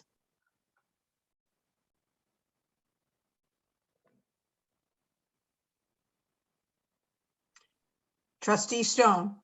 Thank you through you, Chair. I just want to say that I am disappointed that we did not get the consultation information earlier. I would have liked it far before, a few minutes before this meeting. So it's hard for me to follow up on this, the naming of this without seeing the results from the consultation. Thank you. Trustee Thatcher. Thank you, and through you, Chair Morton. I just have a question. I felt that the sampling of 917 people was a very good size, but I see that almost 69% of those people voted against changing the name. And I'm just wondering if someone could just really explain to me where things, how things transpired from there. Superintendent Elmhurst, would you like to address that question? I can certainly answer that question through you, Chair Morton, and share the committee's conversations and rationale for that choice. As the chair, it's really I'm here to share their voice and what the discussion was. So the committee discussed the input received from the community consultation and really felt that the current name did not align with the naming policy as it stands currently. We know that one of the objectives of the policy, one of our beliefs and one of the objectives is to establish a process and parameters of naming or renaming schools that supports the board's commitment and legal responsibilities to Indigenous rights. And so the committee really felt that the current name didn't align with some of the policy guidelines, and so therefore moved forward with a recommendation and continued that consultation process. Thank you, Erin. Trustee Crawford, you have your hand up. Yes, Madam Chair. Was there a change in the agenda? Because what I'm reading here, the recommendations don't jibe with what we're dealing with. Was there a change? We had noticed that on page 46, for instance, the recommendations. I think Trustee Crawford, you are on potential renaming of Julie Payette, but at the present time, we are dealing with the possible renaming of Sir John A. Macdonald. And what was the suggested name? I'm going to go back to Badasagay Mandamin was the selected name by the committee. Okay, you're right. I was on the wrong page, which is not the first time.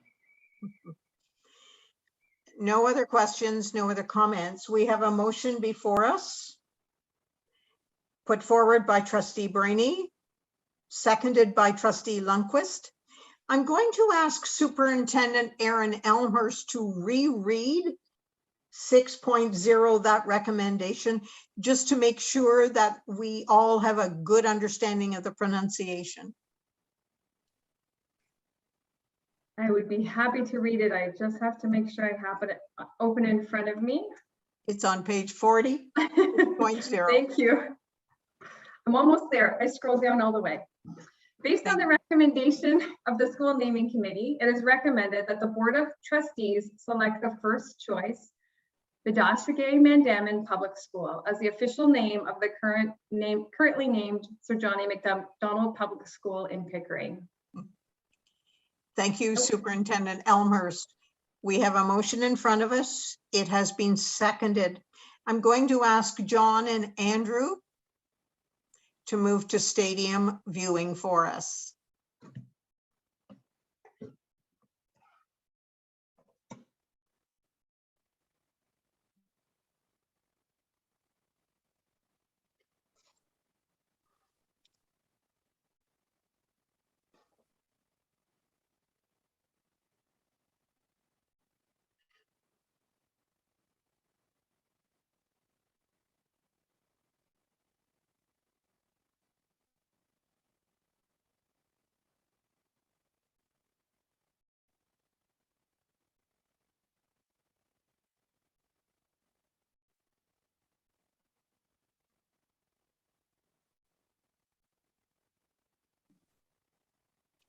Thank you. I see that everyone is in his or her seat. So I'm going to remind you to go to reactions, The green check mark would indicate that you are supporting this motion. The red X would be your opposition to this motion. Could you please do that now?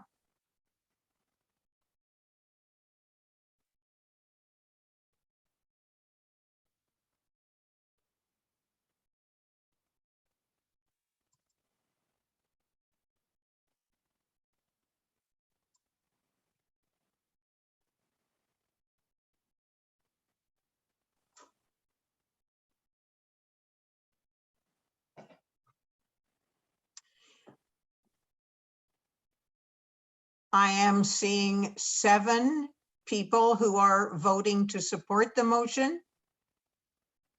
I am seeing 1 person who is opposed. And I'm seeing 1 individual who is abstaining. No, it's 2 people who are abstaining. This motion has passed. Thank you. Moving on to our next recommended action, and that's C, the potential renaming of Julie Payette Public School. And for this one, we're going to go to Superintendent Lazarus. Margaret, you're on. Thank you, and through you, Chair Morton. The report can be found on pages 41 to 46 of your agenda package. The purpose of this report is to request approval from the Board of Trustees for the potential renaming of Julie Payette Public School. On May 17th, 2021, the Board of Trustees passed a motion to consider a potential renaming for Julie Payette Public School in accordance with the DDSB's naming of schools procedure. The school community was notified following this, and the naming committee was struck. I had the opportunity to chair the naming committee that comprised of 13 members, reflecting the diverse community that DDSB serves. The purpose of the committee was to gather the Durham District School Board's wider community input and then to follow a process to determine the recommended names in alignment with the naming of schools policy. The school naming committee reviewed and considered submissions and narrowed the selections down to 3 names for the second round of consultation with the school community to gather again additional feedback. The naming committee convened for a 3rd meeting to review the second round of community consultations. At this meeting, the preferred names were decided via voting. The background information for the top 3 names have been outlined on pages 41 to 46 of this report. Based on the recommendation of the naming committee, it is recommended that the Board of Trustees select the first choice, Mississauga Public School, subject to the approval from the Mississauga Chiefs as the official name of Julie Payette Public School in Whitby, Ontario. This concludes the report, and I'm happy to answer any questions that you may have. And it's important to recognize that Chris Conley is here also to answer any data questions that you may have. Thank you, Superintendent Lazarus. Are there any questions or comments?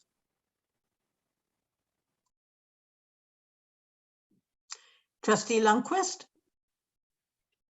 Thank you. So I've had some concerns about the amount of time, like the rapid speed at which we went through this process.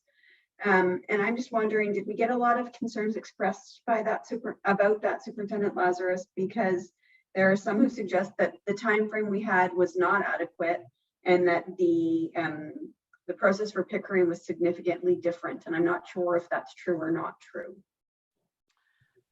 So thank you for that question. The process that both I used and that Superintendent Elmas used was the same process.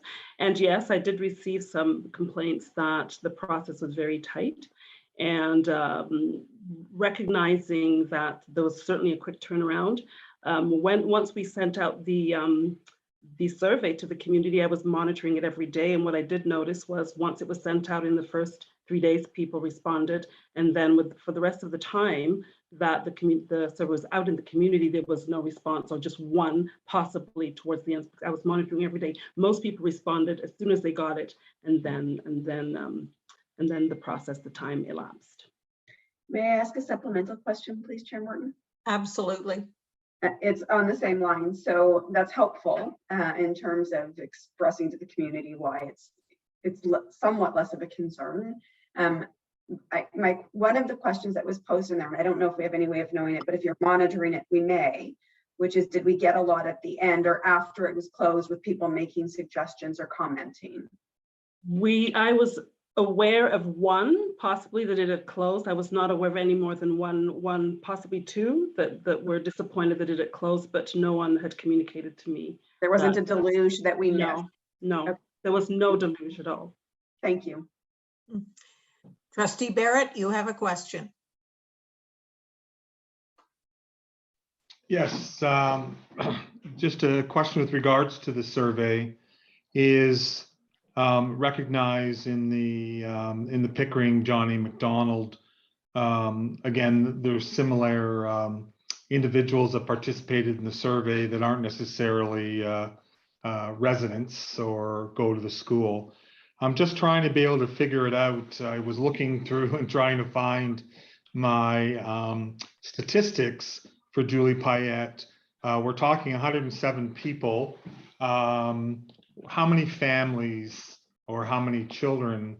What's the representative sample that actually go to Julie Payette? Is it 600 students? Is it 700? I don't know. I'm just trying to be able to put it into perspective on the number of responses received.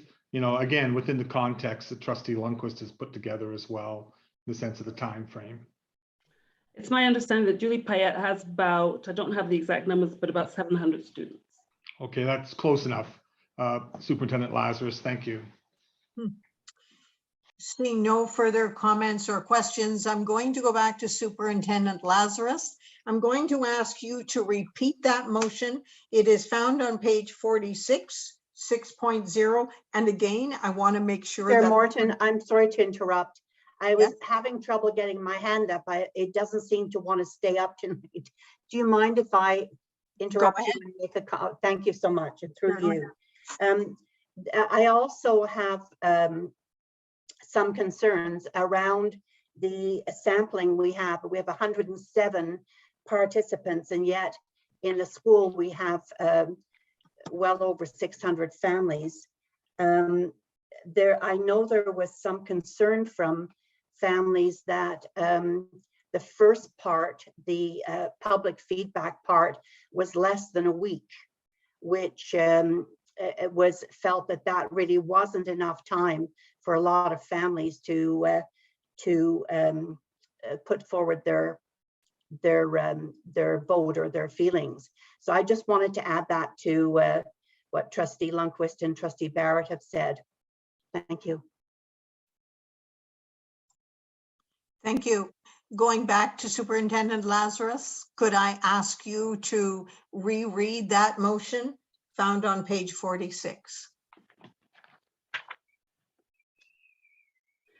Based on the recommendations of the school naming committee, it is recommended that the Board of Trustees select the first choice, Mississauga Public School, as the official name of the currently named Julie Payette Public School in Whitby, Ontario, subject to approval from the Chiefs of Mississauga Nations. Thank you very much. I'm going to turn to maybe a Whitby trustee to put forward that motion.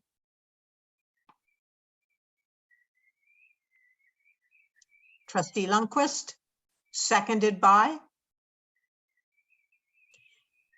Trustee Thatcher. Thank you. No further comments, no further questions. We'll move to stadium seating again. Excuse me. You put a motion on the table. Yes. Now's the time to have discussion on the motion. Okay, I apologize. Yes, please. Okay, we have a motion on the table. It has. You were quick through that one, so I couldn't even get my hand up. So. Okay. Trustee Barrett has a question. Yes, and as much as a comment. So I'm not going to support this motion for a couple of reasons. One is that I don't think the survey indicates to us that there's a huge overwhelming desire on the community standpoint to be able to go forward with a change. In fact, you didn't even get a majority of individuals being able to state they want to change. Now I know and I recognize that with the Johnny Macdonald, I'm going to link these two together. Johnny Macdonald is a philosophical, foundational, fundamental need in order to be able to address the ongoing systemic racism and that is happening. And I recognize from a community standpoint, Johnny Macdonald is not acceptable in order to be able to step forward and to be able to have a pathway that's straight and forward. This one to me is a little different. To me, this is, as one of the community members said in question period, they have not revoked her Order of Canada. This is, to me, is a little different. I don't think there's an overwhelming desire on the side of the community to be able to change. 107 out of 600 families is not an overwhelming desire. And I think that if we start to look at this, I mean, I've had emails from individuals that they want Bobby Orr changed because he took out a full page for Trump. I've got individuals who want Pierre Elliott Trudeau changed because of some systemic issues I won't even bother touching base on. I recognize that there is, some concerns, but I think that if, if we look at a survey, there's one that I'm willing to, in Johnny Macdonald, if it was 90% don't change, I think that I'd have to vote my conscience and still be able to vote, and I did, to change Johnny Macdonald. This one to me is a little different. This is not as something that is systemic. It is an interpretation. I'm not condoning nor forgiving, nor even being able to comment on the actions that are taken. But to me, if we listen to our community has not overwhelmingly endorsed. The only other piece I might suggest, and I'm not making a formal amendment, Chair Morton, is, do we extend or re-survey in order to make sure that we understand what the community feels? So based on the information, the surveys, I just can't support this. To me, there isn't an overwhelming community desire to be able to change the name of Julie Payette. Thank you. Thank you, Trustee Barrett. Moving to Trustee Barnes. Thank you, Chair Morton. My comment is the same. I don't have an overwhelming desire to change this based on the amount of feedback. And I want to thank the committee very much for all the work that went into it. I also look at it as the naming was based on the achievement of Julie Payette around being female, around science, about being an astronaut, about a lot of her accomplishments that she did before the last 2 years that we had the report on for the unfortunate. Nobody deserved to be oppressed or harassed in any way. I do think, though, we have to be cautious. We have to be cautious that we don't sort of signal to our students that perfection is the only thing that we acknowledge. And so that is my thought around the Julie Payette piece. Thank you. I want to make sure that there are no further questions. Trustee Lundquist. This is an interesting one because I didn't have strong feelings about it in some respects. I acknowledge the remarkable accomplishments of Julie Payette in terms of being an astronaut, in terms of scientific discovery and the gender component of that. And I don't take that lightly in any way, shape, or form. I also acknowledge that there's been a relatively low response rate to the survey, although I'm not sure that is indicative of an overwhelming view either way. But I did want to say that the committee that was formed actually did consider that issue. They did consider whether the accomplishments outweigh the reality of a sustained pattern of harassing behavior that was found. Not just once, not against one person, but against multiple individuals on multiple occasions in multiple different settings. And what I found compelling about those discussions, and I feel the need to comment on them in this capacity, because I was involved in those discussions, was the following. We espouse a philosophy for our students that is about inclusion and acceptance and freedom from harassment. And that is not the philosophy that that was evident in the behavior of this particular individual as it relates to a significant number of staff members. So to me, as people commented on that, I actually found that to be a compelling reason why I could support this name change. I recognize that it's not of the same character as the Sir John A issue. To me, you know, Sir John A belongs in the history book so that we can examine what has happened, including the positive role that he had in terms of the founding of the nation, but also to not gloss over the realities of the harm, the systemic harm that was caused by the policies and the atrocities that were committed, including horrendous acts against Indigenous children. So I acknowledge there is a qualitative and quantitative difference, but to me, those discussions at the committee are important because there was an acknowledgement of the philosophy of the board and the way the behavior of this individual actually couldn't be supported in respect of that philosophy. Thank you. Thank you. Moving on to Trustee Templeton. I was going to echo a lot of what Nikki said, and I do understand where Michael's coming from with the amount of people that responded. But when you look at responses from most communities, I find that usually you get about 25% respond from parents. It's just what I've seen. Now, I had a lot of emails on this subject, and the negative or the positive to changing the name outweighed the negative by probably 75% on my emails. So, and based on what we talked about in the committee and the direction everybody was talking about, I have to support the motion to change the name.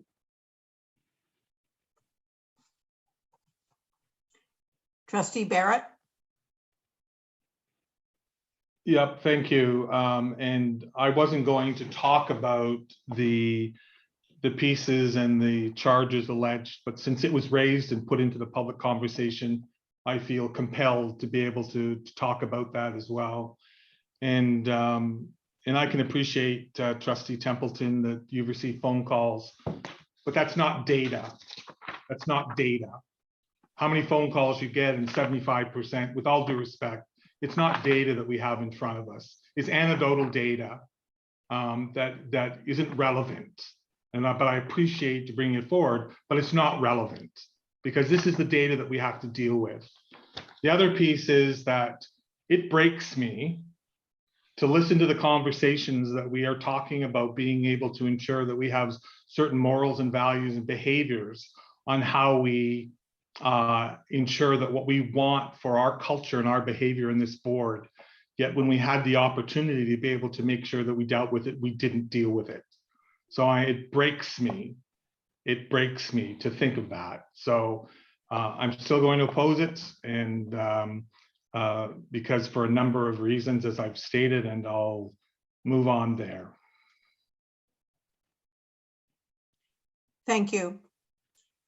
Seeing no further questions or comments, I ask that we move to stadium seating. We have a motion in front of us. It has been seconded.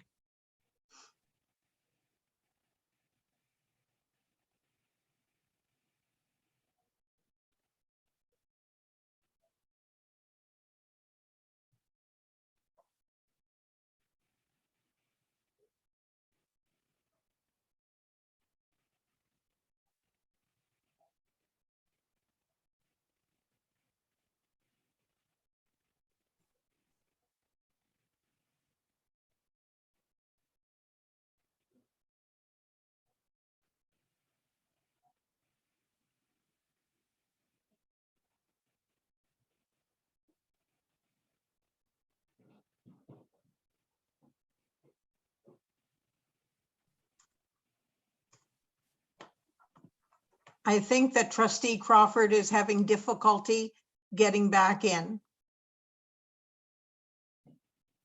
For those of us who are here, please indicate using either a green check mark or a red X, indicating your support or your opposition.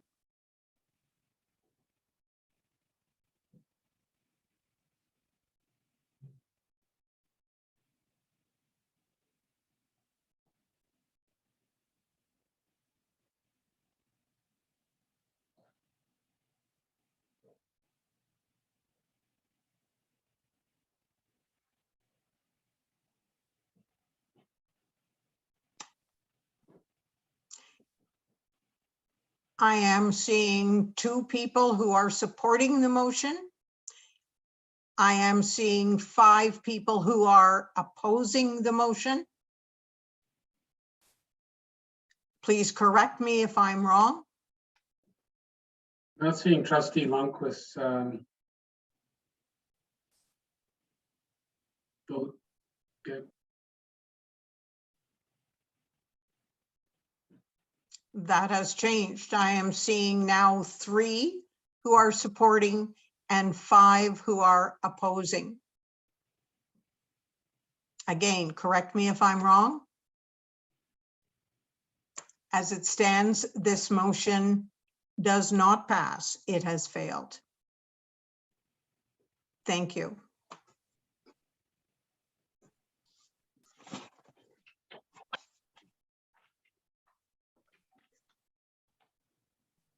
Moving on.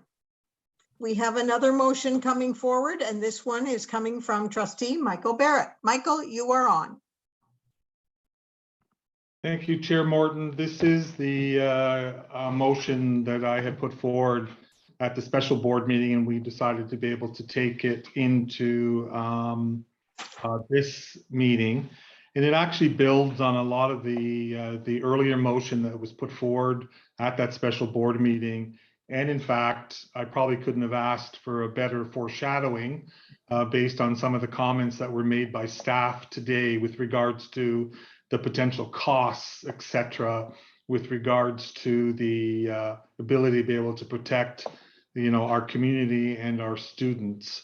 So the motion is that the Durham District School Board support the Ontario Public School Board Association January 2nd, 2002 statement, which emphasized the importance of getting students back to in-person learning safely by providing a priority access to vaccinations for students and school staff, continued access to PCR testing, and N95 masking provided to school staff as soon as possible. We've heard tonight about some of the challenges with regards to that. The second piece to this, and again, can be divisible depending upon the board's desire, is that the province of Ontario provides funding and supplies of medical masks and respirators for students in the same way that they're providing them for education staff, and reimburses in full all school board pandemic-related costs and provides enhanced funding where necessary and prescribed. You will notice that out of that I'm not necessarily presenting action out of the province.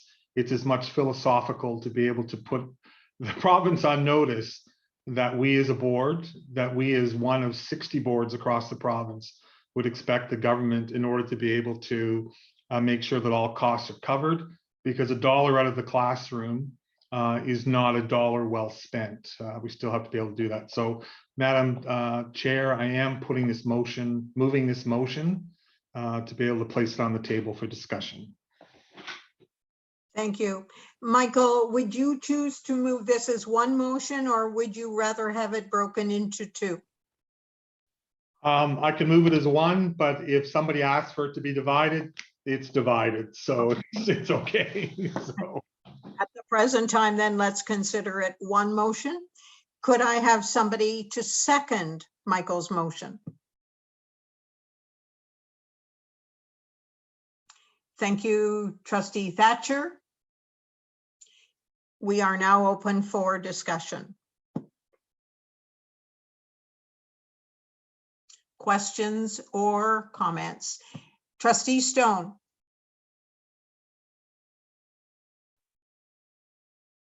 Thank you, and through you, Chair. So number one, what would that look like? Priority access to vaccinations for students and school staff. What do you mean by priority access? Well, I think it actually builds on what was passed earlier at the special board meeting, but be able to go on record, Trustee Stone, that what we are building into the system when we're looking at being able to roll out vaccinations, that it is priority for students and school staff. There are priorities being given today in society, and I think that some of the actions that are already being taken by the board would indicate, Trustee Stone, just ensuring that what we do is that the province provide the opportunity for vaccinations and priority. So that can be the clinics, et cetera, that for example, the director has already spoken to. So, and obviously we're talking about just within the education system, because I mean, if you're talking in a bigger area, I would say that priority is really the people, the elderly, and who are have comorbidities, etc. So within the education system, I understand what you're saying. Okay, the other question I have is N95 masking provided to school staff as soon as possible. And then you have in the second part, provide funding and supplies of medical masks and respirators for students in the same way. So I'm wondering why you're not asking for N95 masking for the students. I think the students are just as important and need to be protected just as much as staff. So I know we talked about it prior, but N95 masks can be purchased in the child size as well. So is there any reason why they didn't include students with the N95 masks?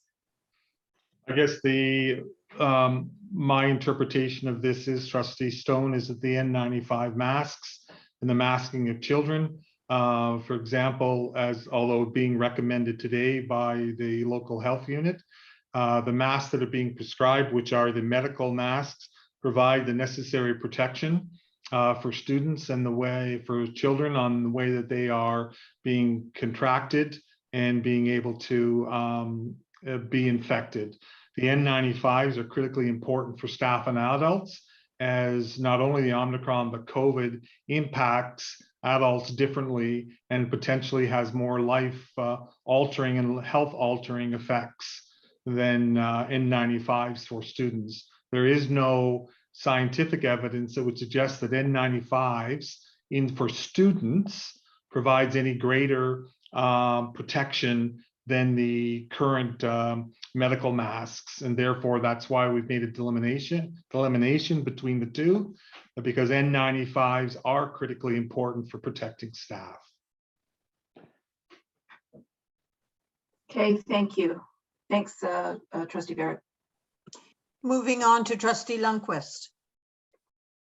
Thank you. I'm struggling a little bit because I feel like points 1 and 3 of the first part are moot. Like, we've done those things, I thought, but maybe I'm missing something in my own mind, which is possible. And then I guess the only other question is with respect to part B of the motion, which is the respirator part, because I'm not clear on what that actually means. And I don't know if Trustee Barrett or someone else could speak to it, because I'm just not certain what we're talking about, and I just want to be clear in that. Trustee Barrett? If I could, Trustee Lundquist, through you, Madam Chair, I'll address the first two elements. I would say yes, indeed, it's moot in the sense that it's been acted upon. However, what we are trying to do as an association across the province is to be able to have boards support the actions of OPSPA so that we can also go to the minister to say 31 out of 31 public boards are supporting this. So I don't disagree. And that's why I did try and slip it in the last, because it did dovetail quite nicely with the motions that you put on the table and were passed. Respirators, if I could define it, again, just from Mike Barrett's limited knowledge, obviously we know what the medical masks are with regards to that. There are additional respirators that are for the medically sensitive that actually give another level of protection. And it would, so that's what we're talking about respirator. It's a very small percentage of the population. They're very expensive. And we feel that every child should get the masks, or pardon me, every child should get the masks that are specific to their own needs and own health concerns. And I'm not going to go into some of the elements of the what you may have that require different masking. But yeah. No, I understand. I wasn't clear, and I appreciate that. And so I'm happy to support this. Although I think we might want to clarify what respirators are if we're sending a letter. But other than that, yeah, I'm happy to support it. Thank you. I'm seeing no hands in the air. We have a motion in front of us. It has been seconded. I won't ask Michael to reread all of A and B. We are voting on this as one motion. Could we move to stadium seating, please?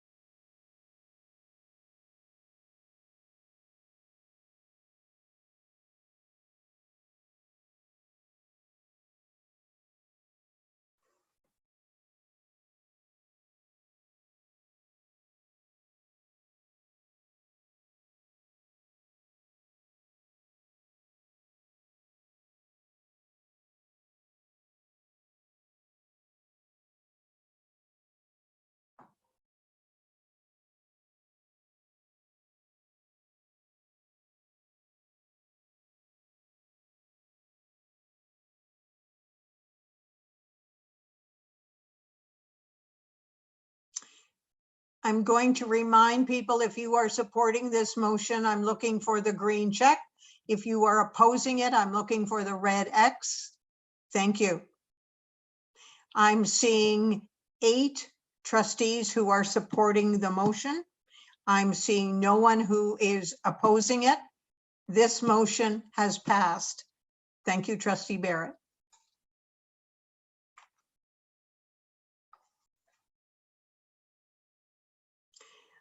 I think we've had Kelly Mashulin waiting for us, and I thank Kelly for being here. Kelly, let's hear about the bell time review. Thank you. So through you, Chair Morton, starting on page 48, you'll find a bell time report from DSTS.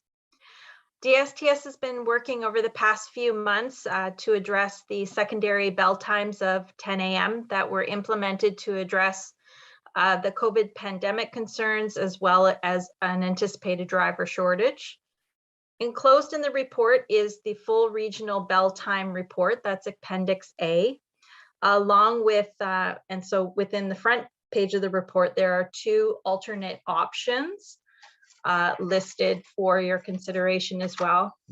In summary, DSTS is proposing bell times between 8 a.m. and 9:30 a.m. So that would be a shift from the current 10 a.m. starts for the secondary schools.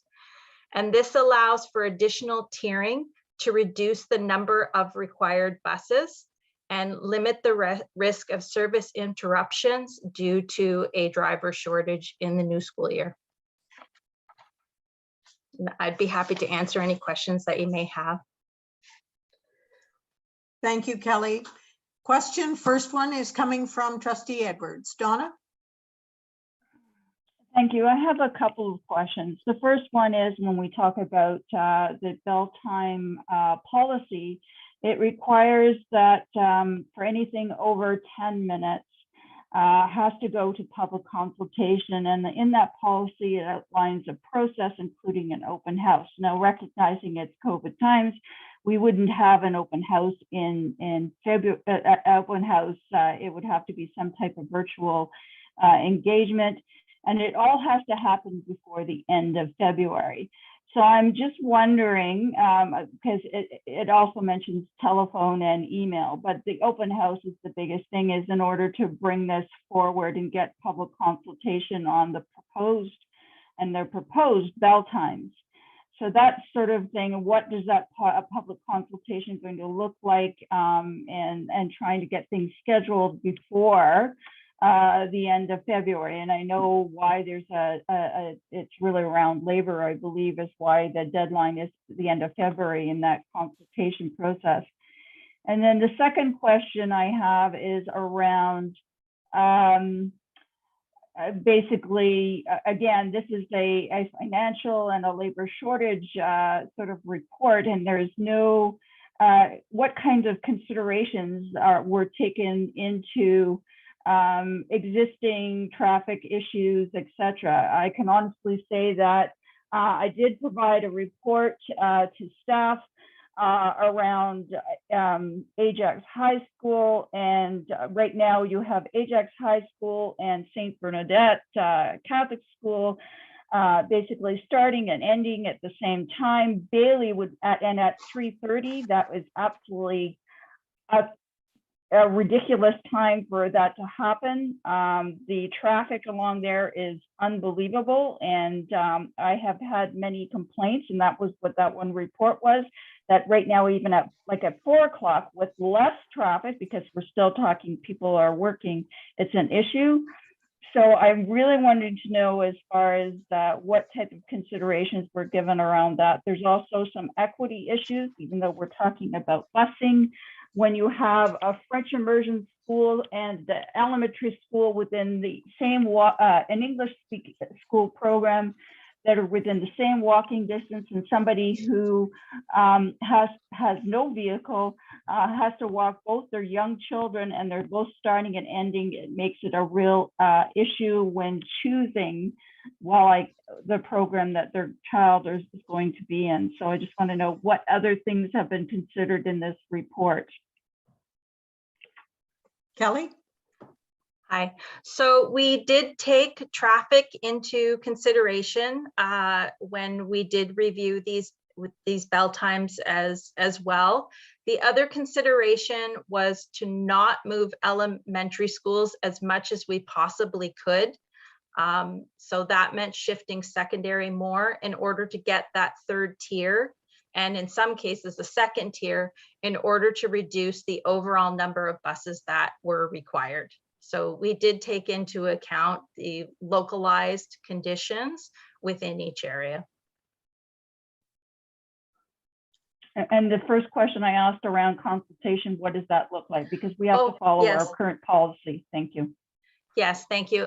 I spoke to David Wright about that today. We're thinking right now with the current pandemic situation, it's unlikely we would have an in-person open house, but there have been between the two boards some virtual open house public consultation options that we can consider and that staff will be discussing.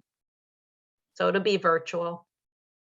And just one supplemental is just that what type of communication is going to go out on that, because I think it's one of the biggest issues that we heard, especially during COVID, was that communication plan is really key. We heard it during, basically the French immersion, that people, and even, with the renaming of schools, that people didn't know about that thing is that specifically getting it to the SECs and right into the schools. Yes, so there will be information published to each one of the schools through their newsletters, through the schools' websites, and through the SECs. And then there'll also be some media information that goes out about those open houses. At least that's what we did in 2017 when we were having the bell time consultations at that time. Thank you. Thank you. Moving on to Trustee Lundquist. Thank you. I'm struggling with this a little bit, and I think it may be just January and late Monday. So all of the Whitby high schools look like they're going to start at 9:30, except Brooklyn High School, which will start at 8 in the morning. And I'm just going to observe that I'm not suggesting that an earlier start time or a later start time is the right thing. I may have my own views, but I recognize that there is a diversity of views on that. But I'm wondering about this consultation issue, and I think it's actually really important because I think we need to keep in mind that students who are in grade 9 and 10 have not known anything other than a 10 a.m. start, right? So they've spent half of their high school career starting at 10 a.m. And they don't know anything differently. So it was funny because Brooklyn parents were quite, some, not all, many, were quite surprised that the school start time was actually 8 o'clock or 8:10. So I'm hopeful that we are looking at a broad consultation because I think that this is actually a big issue potentially for parents of high schoolers. But one of the questions I have about Brooklyn High School is why are we shifting that at all? Because my understanding is there's only one bus that goes to Brooklyn at all. And I might be wrong about that. And I'm hearing that from parents. So I'm prepared to be corrected, but I don't understand if that is the case, why would we be shifting the start time of the school? And if we are shifting any of them in high school, I know that the shift isn't from 10 to 8 o'clock, but that's how it's going to feel. And I'm wondering if we are going to consult with the parents at that school too, because they will be the outlier, right? All of the other schools, our high schools, are proposed to start at 9:30, except that one. And what does that do in terms of equity for jobs and helping and all of the rest of it? So I think that there's a bigger picture question here that we should be addressing. Thank you.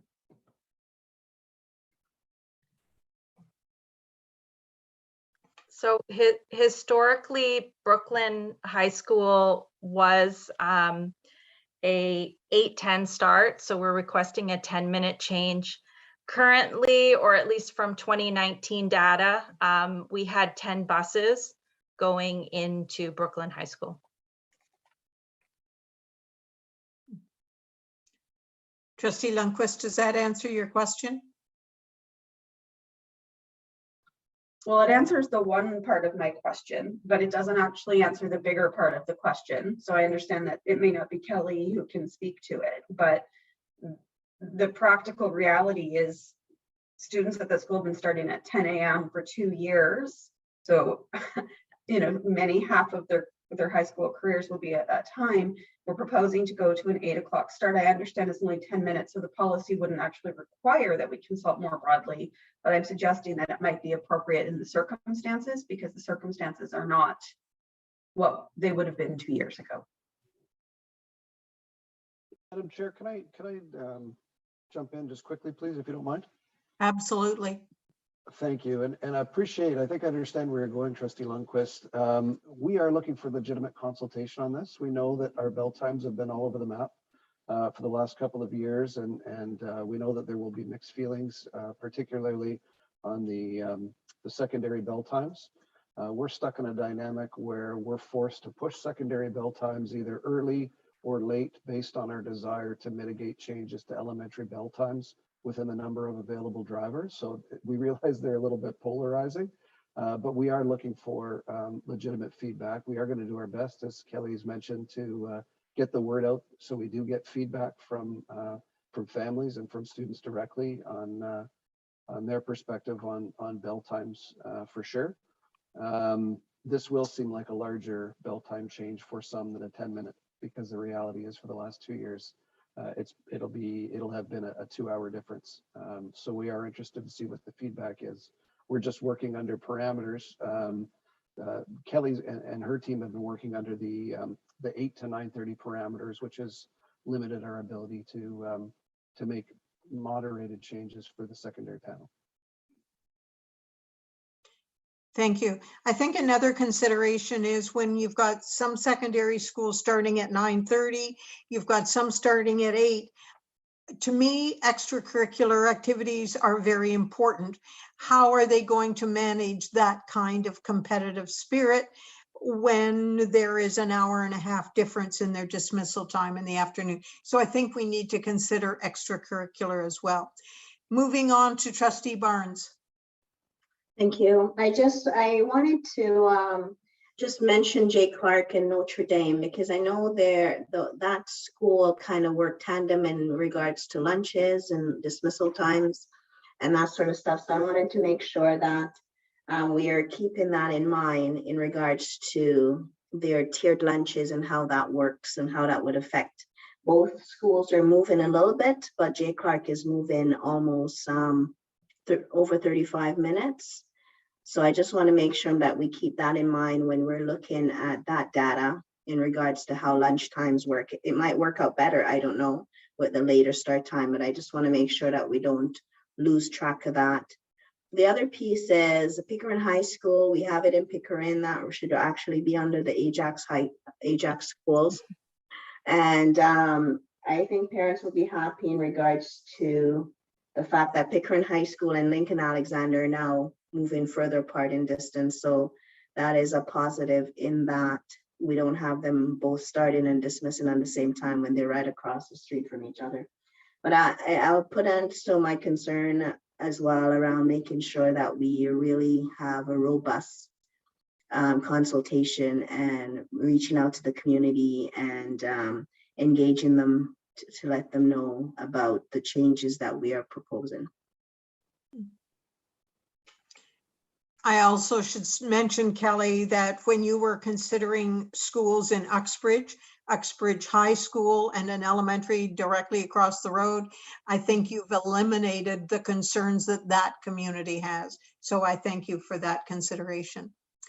I'm looking at page 52, and the conclusion reads like this: to continue with the most efficient use of buses in light of the ongoing bus driver shortage, busing needs must be determined and managed. Bell times are crucial in providing such efficiencies to ensure transportation services are consistently available for all bus students. Given continuing uncertainty about elements of the next school year, DSTS requires direction on how to proceed with transportation planning. Scenario 1 is the option being recommended by DSTS for further stakeholder consultation to provide the greatest certainty in being able to cover all routes. We need to offer Kelly and DSTS direction on how we would like them to proceed. And this is a recommended action. Would somebody like to put forward a motion? Trustee Barnes. I want to put forward a motion in regards to assessing I'm not the proper wording, but I think the suggestion was around option number 2, which was the reviewing of the bell times and going out for consultation in regards to that. Kelly has provided 3 scenarios. Kelly, before we put forward the motion, can you briefly tell us scenario 1 is this, scenario 2, and scenario 3? Sure. Scenario 1 is Appendix A, the recommended bell time changes. Scenario 2 is transitioning secondary students to transit, and there's some costing in there. It ranges from 5 million to 6.4 million in additional funds. That's combined with both boards. That would be beyond our current transportation allocation that's given to us by the ministry. The other issue with that one is it actually doesn't reduce the fleet that is required with the elementary, because all of the secondary is tiered with the elementary. So it would mitigate service interruptions if we had open routes for secondary students, but it would not mitigate the risk for elementary schools because they're the first two tiers or third tier in all of the busing scenarios. Option 3 is going back to what we had in 2019 with the bell times that we had back then, but we are anticipating significant service interruptions, probably 80 to 90 drivers short, with multiple open routes throughout the region. So we need to consider those 3 scenarios and offer DSTS some direction. So I would put the motion for scenario 1, where the bell time change is outlined in the bell time study report. Thank you. Could I have somebody second that motion? Donna, is your hand up to second? No, you want to make a comment? I'm looking for somebody to second Patrice's motion. I just want the motion clarified, because what it sounds, the way the motion, Patrice, but the way it sounded is like we're approving the bell times, and it really is to go out to consultation on option 1. I mean, that's the next step. As far as that's concerned, I really don't want to be able to people say that we've actually approved these bell times. It's really the consultation. Thank you, Donna. That would be right. Yeah. And I hope we all have that understanding that the direction would be a consultation regarding these bell times. I'm prepared to second that motion with that clarification. Thank you. So we have a motion by Trustee Barnes, seconded by Trustee Lundquist. Are there further questions or comments before we move to voting? Trustee Barrett, your hand is up. Yes, it is. So my question is for clarification, because we have 3 options. Are we only then, based on the parameters of the motion, going to look at public consultation for that one option and not the others? Is that my understanding of the intent of that option? So we're setting aside the other options, understanding that we don't have money. I understand that. But there is something that also says to me is the Minister of Education has to truly understand and develop a new transportation model that doesn't work today. There's the realities of the marketplace. We're all suffering with not being able to have people. We're hiring, I don't know how many teachers we talked about, hundreds of teachers, EAs, unqualified teachers, custodial staff. I mean, I have, in my personal career, can't find people. This is something that the ministry just can't bury their head. So I'm just saying that if we only go with bell times, what we're really doing is giving the Minister of Education a get out of the crisis free card, because the reality is we need more dollars to be able to run this. So I'm just saying, if it's only the one option and it's bell times, I'm saying maybe what does the public want?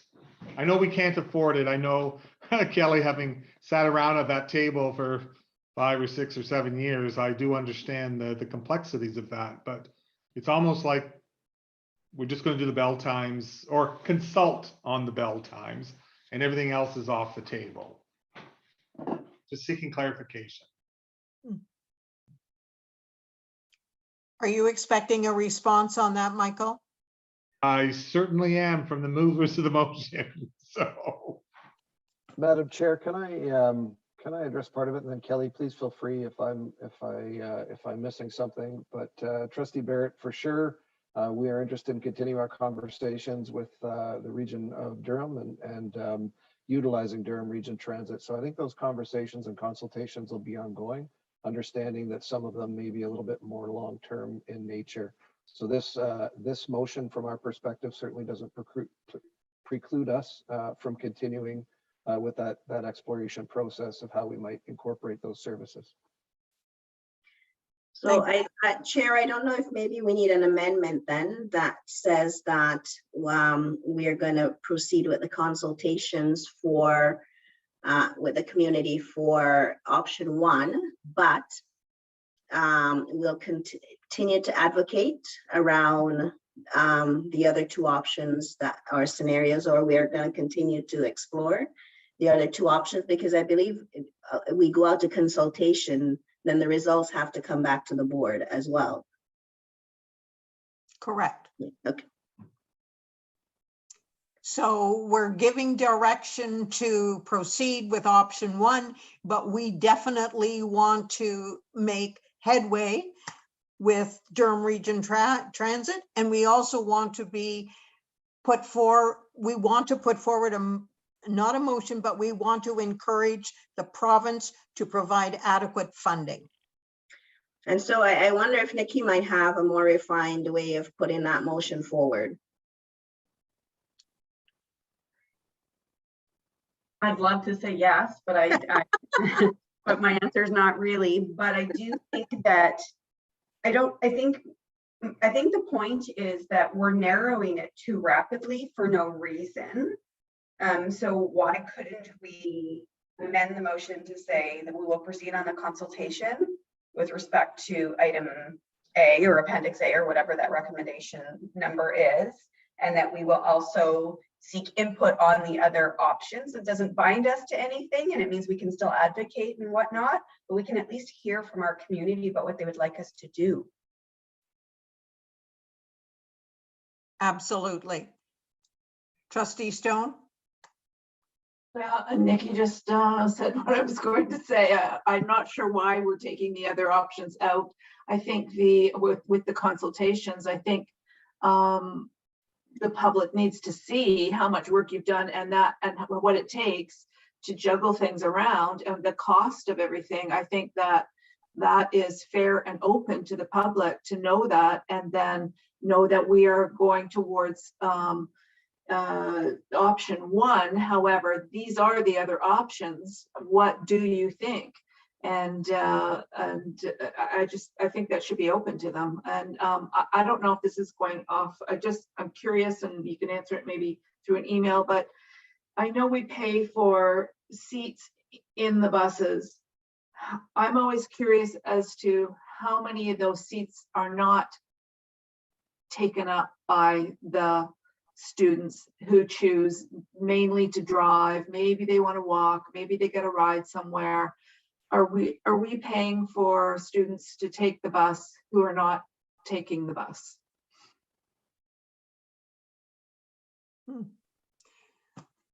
Moving on. Thank you for those thoughts, Linda.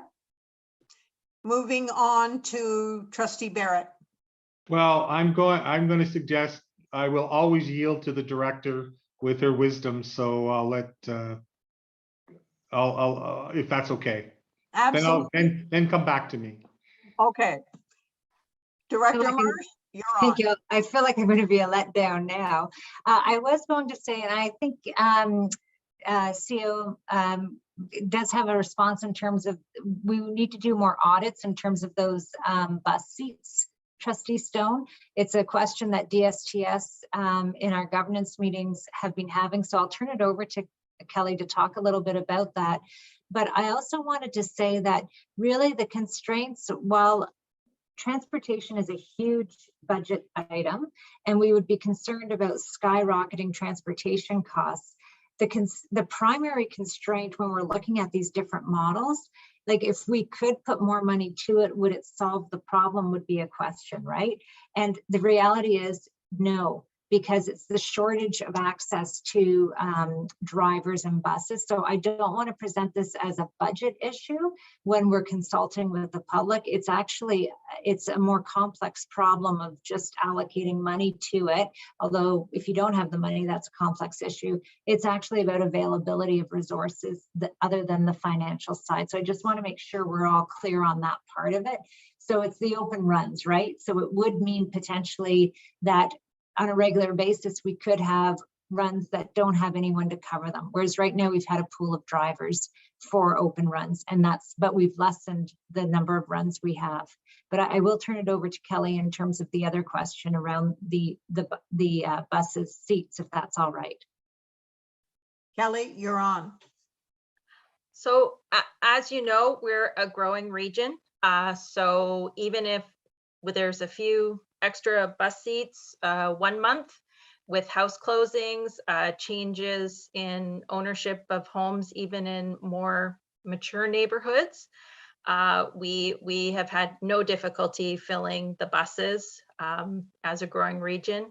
We're always monitoring the bus counts, and we've had seating plans now also in place, which we will continue with beyond COVID. I think it's great to have a seating plan for vehicles and assigned seats, but it's also made it easier for drivers to do head counts and give us an idea of what our capacity is on those vehicles. And we will continue with that each year as we go through and do counts. So they're regular counts, they're done monthly on each tier of every vehicle. Thank you, Kelly.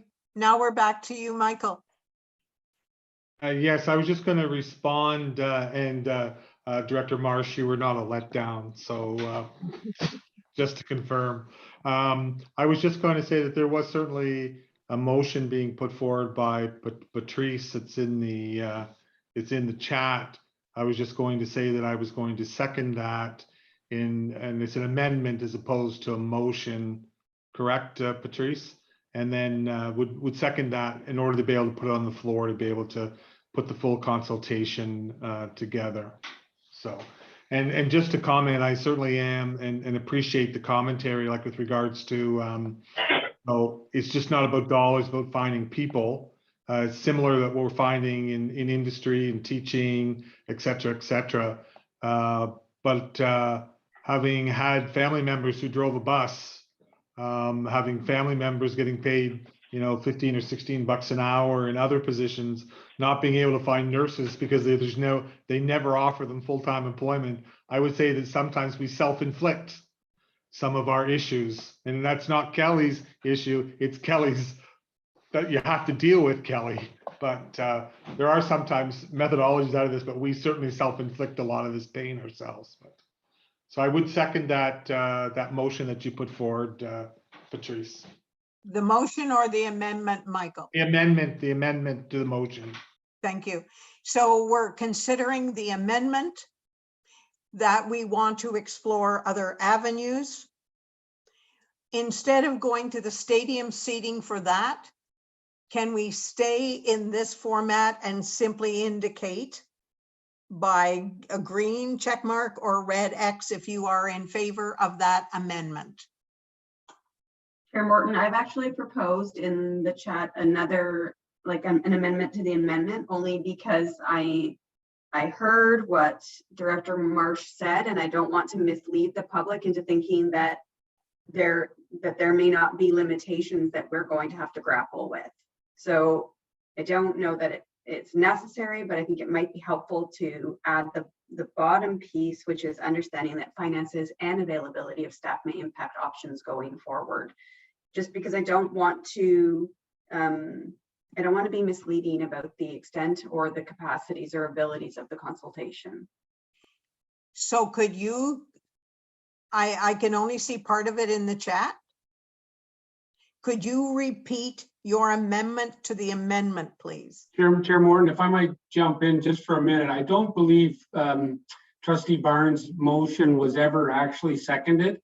So I know Trustee Barrett seconded, but with an amendment, didn't you, Trustee Barrett? I thought it was with the amendment.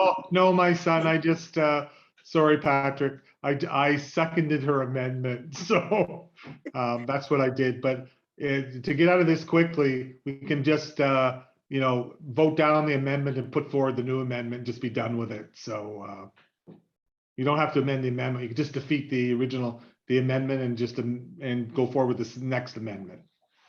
But Patrice did put it on the table, and I did second it. Okay, my apologies. That's okay. That's okay. trying to find a way through here. I know. Without three amendments. Yes. Your suggestion's a good one. So Patrick, could you please advise me on where we need to go next? Do we go I think we vote on Mike on the motion, Patrice's amended motion that Michael seconded. And then if that's defeated, then we would move to the amendment that's put forward by Trustee Lundquist.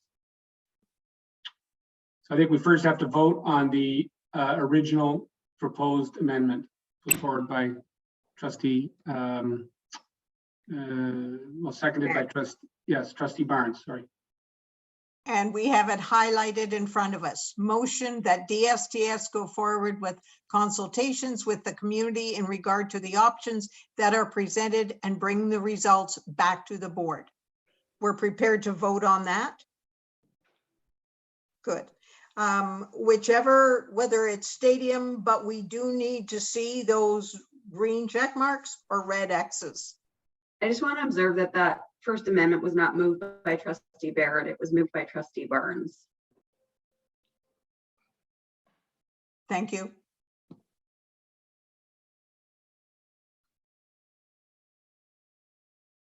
There will be we could go into stadium, but then if we go into stadium seating, we will have to stay in stadium seating till morning. Or else, or we or would else remove out and then come back in if we need to.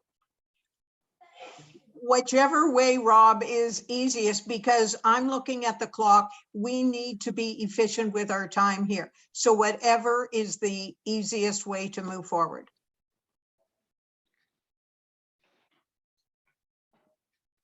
Let's just use the green check marks and the red X's, defeat this and move on. Because I'm looking at the clock too. I support that. Okay. Rob, I can only see 5 people. I cannot see everyone's vote. There's 6 votes opposed and 1 in favor. The motion is defeated. Thank you kindly. Motion is defeated. Now Nikki's going to move her new motion, a new amendment. Okay, you're on, Trustee Lundquist. So I'm just going to move that the board put the proposed bell time change up for community consultation and solicit input on other options, understanding that finances and availability of staff may impact options going forward. Or choices. I don't like to use options twice, but that's fine. Should it be solicit input on all other options? Consultation. So could we say other options provided, because all other options could be anything. Okay.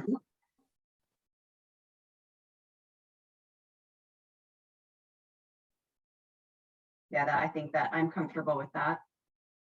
That the board put the proposed bail time changes out for community consultation and solicit input on other options as presented in the staff report, understanding that finances and availability of staff may impact choices going forward. That's the motion. I'll second it. Thank you. Thank you. Could we vote on that now? Either your green check mark, your red X, and I would like to be able to see that so that we can count.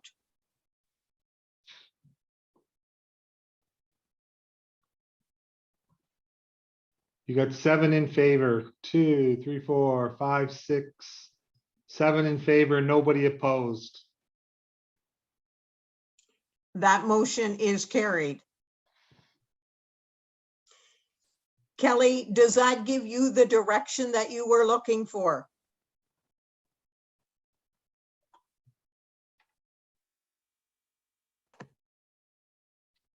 Kelly, you're muted. Yes, thank you. Yes. Sorry. And we're sorry to keep you so long, and thank you for joining us. Oh, thanks very much. To everyone else, I'm looking at my clock and my clock is saying 9:57. We still have a few recommended actions and I'll make a motion to extend past 10 p.m. with regret and chagrin. I second it with an equal amount of regret.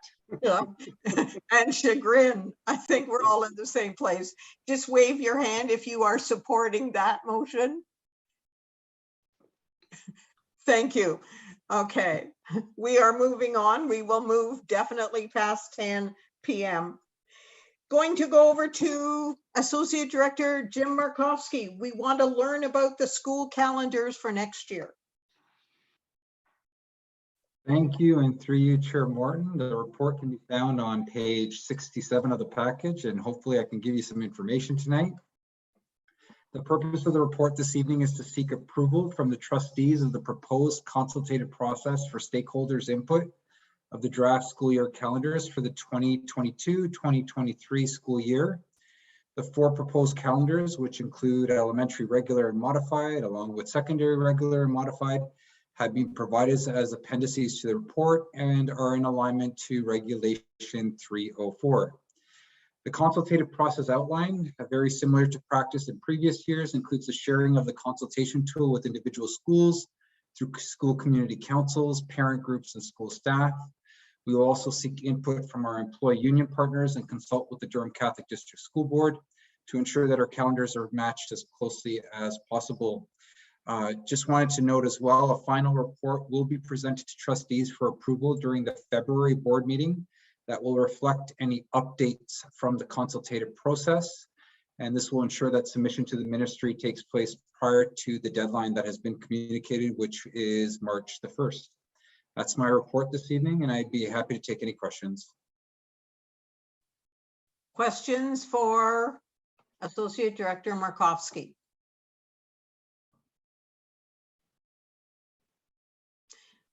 Christine, are you clapping or are you indicating that you have a question? No, I have a question. Okay, could you ask it now? Yes, and through you, Chair Morton, I'm just looking at the elementary regular track calendar, and I'm really pleased with what I saw here. I just wanted to confirm with the start in September, last year we had 3 PA days and this year we have 2. Is that correct? That is, thank you, and through you, Chair Morton, that is correct, Trustee Thatcher. And you'll notice that the PA days are distributed a bit differently, and there is one that has been placed on October the 24th to accommodate for the municipal elections as well. So there's the same amount of PA days, but just distributed differently. Thank you. That's great. I'm seeing no other hands, so I'm looking at page 69 in my agenda package. The recommendation coming forward is this. It is recommended that the Board of Trustees approve the draft school year calendars for 2022-23 to be distributed for stakeholder feedback. A board report that will include the results of the consultation process will be presented to trustees for approval of the final school year calendars for 22-23 prior to submission to the Ministry of Education. Could I have somebody move that motion? Thank you, Trustee Barrett. Seconded by Trustee Lundquist. Questions, comments?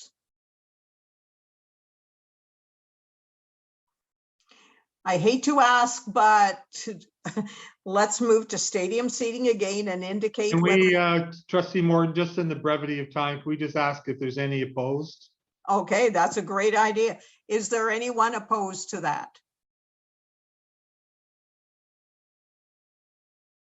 I am seeing no red X's, so I am assumed that that motion has passed unanimously.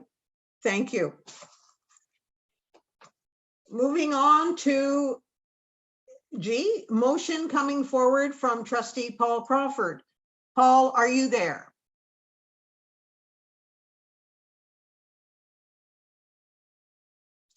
Trustee Crawford is not able to join us. So if I could, Madam Chair, could I make the recommendation that we skip the next 2 items on the agenda, and then you as chair and vice chair, you can determine whether or not that they will come back to the potential next agenda. Thank you. Vice Chair Thatcher, what are your thoughts on that? I would second that. Thank you. Thank you. Moving on then to information items, I'm going to go to Associate Director David Wright for his interim financial report. Thank you very much, Madam Chair. It's my pleasure to welcome and introduce Senior Finance Manager Jennifer Mason, who is here this evening to present this report to you. Good evening, everyone, and through you, Madam Chair. This report begins on page 77 of the package, and the purpose of this report is to provide information on the 2021-22 revised estimate submission to the Ministry. Operating revenue and expenditures increased by $13.3 million, mainly due to enrollment changes and COVID-19 funding. The details are included in Appendix A and B of the report. Capital budget items have been updated to reflect adjusted timelines for projects, and the details are included in Appendix C of the report.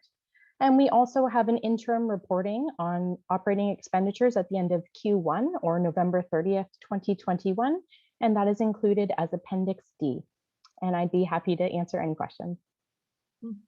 Thank you, Jennifer, and we apologize for keeping you out late this evening. Questions for Jennifer?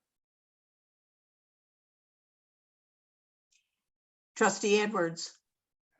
Yeah, I'm not sure if Jennifer is to be directed to Jennifer, but I'm just curious that that we have this large enrollment in elementary, but we seem to have this decrease in secondary, and sometimes that just doesn't.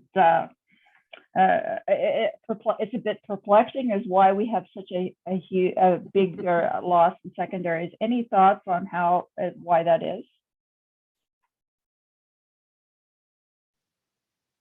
Certainly. So that change was based on the change from the official enrollment projections last spring. If I had to venture a guess, the variance is more significant than prior years as a result of COVID. We had large fluctuations in our enrollment last year, and I think our planning department was trying to, with constantly changing variables, determine where we would land this year. So I think that added a layer of difficulty this year. Thank you. Trustee Stone. Thank you, and through you, Chair. Just the COVID expenditures, 12 million. What of that do we know is covered by the province? So overall, of our COVID expenditures, approximately 8.3 million is covered from board funding. So that's kind of our change in COVID expenditures. We have other COVID expenditures, but this was just a budget to revised estimate adjustments. So that's that 12 million you see.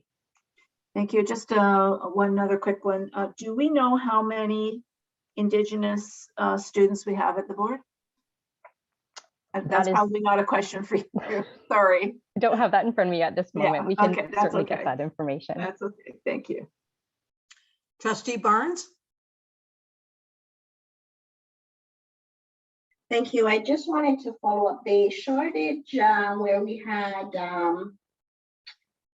for staffing. I'm assuming that's just based on availability of staff to hire, where we haven't filled certain positions in regards to staffing, or is that just COVID impacted? Were you looking at the increased number of staff that we added? Yeah, no, we have some where we have some shortages where we haven't filled certain positions in regards to, there was social work was one social worker. I think there was another, that one. I was just wondering if that was just based on the availability of staff to hire for those positions, or if it was just, something else. So those were actually additional FTE that were added for the revised estimate budget. Oh, okay. So okay. New positions. Okay, and so are we using, so we have a second half of COVID funding coming in, right? So have we sort of have an allotment for that amount coming in already? Certainly. So when you see those additional positions, many of those were funded with that funding, the mental health funding. Oh, okay, so that's the expectation. Okay. Correct. And my last question, and I'm being quick because it's late. For our portables, do we still have older portables in, or have we been able to sort of change out all our older portables already? I'm not sure about overall. I do know for our revised estimate submission, new portables were funded with the CVRIS grant. And so that allowed us to carry forward some of our temporary accommodation funds for use in 2021-22. Okay. I'm not sure exactly how many new versus old portables we have. I would have to get that information to you. Okay, all right. I'm just checking because I know with filtration and COVID and all that stuff are older portables. I just wondered about that. Thank you very much, Jennifer. It's good to see you. Nice to see you. Thank you. Jennifer, I do have one question. I'm looking at our increase in elementary students of 1,436, but our decrease in secondary of 174. So I'm looking at causation. Is it because we've had a lot of young families moving to Durham? Is that a factor? But I'm also looking at secondary school students leaving us because of COVID. What are your thoughts? So certainly both of those things could play a factor, but it is important to remember this is just change to our official enrollment projections. So it's not necessarily a decrease year over year. It's just a decrease to the original estimates, which again, many assumptions are made in the spring when we're creating these projections. So, but certainly both those things could play a factor. Okay. Thank you kindly. And again, we apologize for keeping you up a little later tonight. I see Donna's hand up again. Donna, Trustee Edwards. Sorry, one additional question around the priorities funding, because I know that, the list of the priorities funding, it was identified what was incorporated and what was not. And I'm just, two questions. One is around the parent reaching out grant, and that what was the difference between last year and what we have now received for the parents reaching out grant?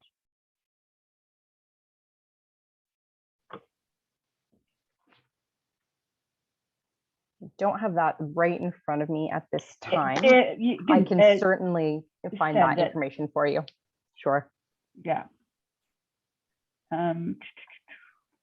And I think Patrice already asked about the COVID. Somebody asked about the COVID expenses compared to from the second installment received and what we have now. So thank you. Thank you. Moving on to the supplementary funds summary. Back to Associate Director Wright. Thank you very much, Madam Chair. We're going to ask Jennifer to stay up just a little bit longer and present this report as well to you. Jennifer, please. Thanks. Thank you. And through you, Madam Chair. The purpose of this report is to provide information regarding the priorities and partnerships funding that's been received to date for the 2021-2022 school year. The detailed list is provided as Appendix A, and I'd be happy to answer any questions. Questions, comments for Jennifer?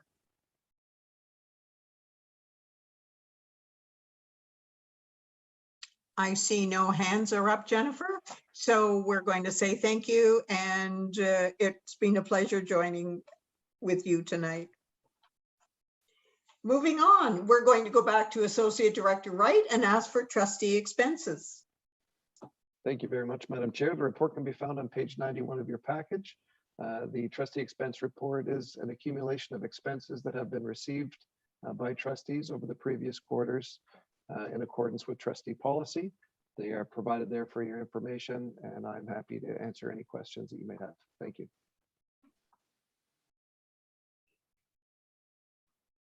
I'm looking for hands up. And I'm seeing none. So I'm assuming that the questions that were raised a week ago have been answered. Moving on to the quarterly construction and major projects report. Back to you, Associate Director Wright. The floor is yours. Thank you again, Madam Chair. It's my pleasure to call on Lisa Bianca, Head of Facility Services, who is here this evening to present this report to you. Thanks. Thank you, Associate Director Wright, and through you, Chair Morton. Good evening, everyone. I'd like to share with you the quarterly construction and major projects report. Capital projects update have been provided for you in the report. We are happy to be winding up our construction of Rosemary Brown and Willows Walk schools. They are pretty much up and operational, and an up-to-date status on the other capital projects, Beaverton, unnamed Pickering Creekwood, Mary Street, and unnamed North Oshawa is included in the report. With regard to our major projects listed in the report, you'll notice that many of them wrapped up through the fall months, also including our ventilation projects. We were very happy to see them wrap up and brand new ventilation systems be put into service for our students this year. With those wrapped up, we are on to the next round, and we are working hard to roll out projects for this coming year. So ventilation is a focus for us, picking up those schools that have exhaust-only ventilation and turning them into fully ventilated spaces. So I'd be happy to take any questions. And we will look to Trustee Edwards for a question or comment. I have a couple of questions. So one is around Lakeside Childcare Project waiting for buildings approval. It says buildings approval by whom? Is that the town? Through you, Chair Morton. Yes. What happened? The project went in for building permit, and planning staff decided at that point in the process that we should have some extra parking for the childcare, even though we were decreasing the overall number of classrooms in the school. It was a challenging position for them to take with us because we didn't have the physical space to add any more parking spaces. We were, however, able to negotiate a shared use agreement for their parking, which shares our site, and which we also maintain already. So we were able to solve that issue with them. It just took us a little bit to get through it. We're now also looking at the other Ajax schools with shared facilities like that and ironing out the agreements ahead of time. Okay, thank you. And then also just a clarification, it's under the ventilation upgrades, which include air conditionings. A statement beside the Southwood Public School. It says construction is scheduled to commence and be completed by the end of December 2021, but it's not in the list of near completion. So I'm wondering, is the end date incorrect or it's a little confusing? Yes, I apologize for, through you, Chair Morton. I apologize for that. Southwood Park was a project where we were delayed regularly with the arrival of equipment. So they kept saying it was coming and then it wasn't coming. It did arrive late in the year, but it isn't completed yet. So we're gradually, or as soon as we can, getting it completed this month. Okay, so, all right. And then just the last question, when it comes to outdoor classrooms, is that what kind of accessibility features are incorporated into the outdoor classrooms to ensure that they're truly inclusive to everyone? Thank you, and through you, Chair Morton. This round of outdoor classrooms took a little different form than we have traditionally in the past. We used to, and they worked very well, did sort of, circle of rocks and mulch. In this round with the Seavers funding, we looked at them as an opportunity for outdoor learning. So our primary goal was to provide a hard surface, an asphalt surface, and then shade structures. So we have 2 built wood shade structures and then a fabric umbrella to provide an opportunity for outdoor learning in, less than ideal weather, either too sunny or light rain or whatever. Because they're constructed that way, they are fully accessible. The asphalt is either connected to the existing play area or it has a path leading out to it. So it's fully accessible to all students. And then we'll work with schools to inhabit those spaces how best they see fit for whatever age group they're using them for. So whether they have movable seating or choose to do painting on the asphalt surface, we're going to work with them to really inhabit those spaces. Thank you.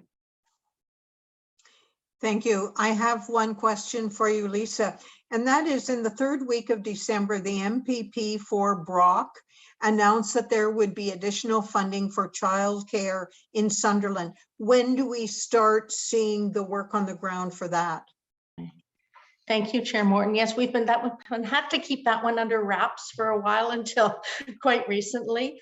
We did hire an architect last year, and we are working through the design drawings. So we expect to be making an approval to proceed submission to the ministry in the next couple of weeks. So once we get our drawings there, then the ministry process is the ministry process. So if it's smooth sailing, we'll see something in the next 4 months or so, 3 or 4 months.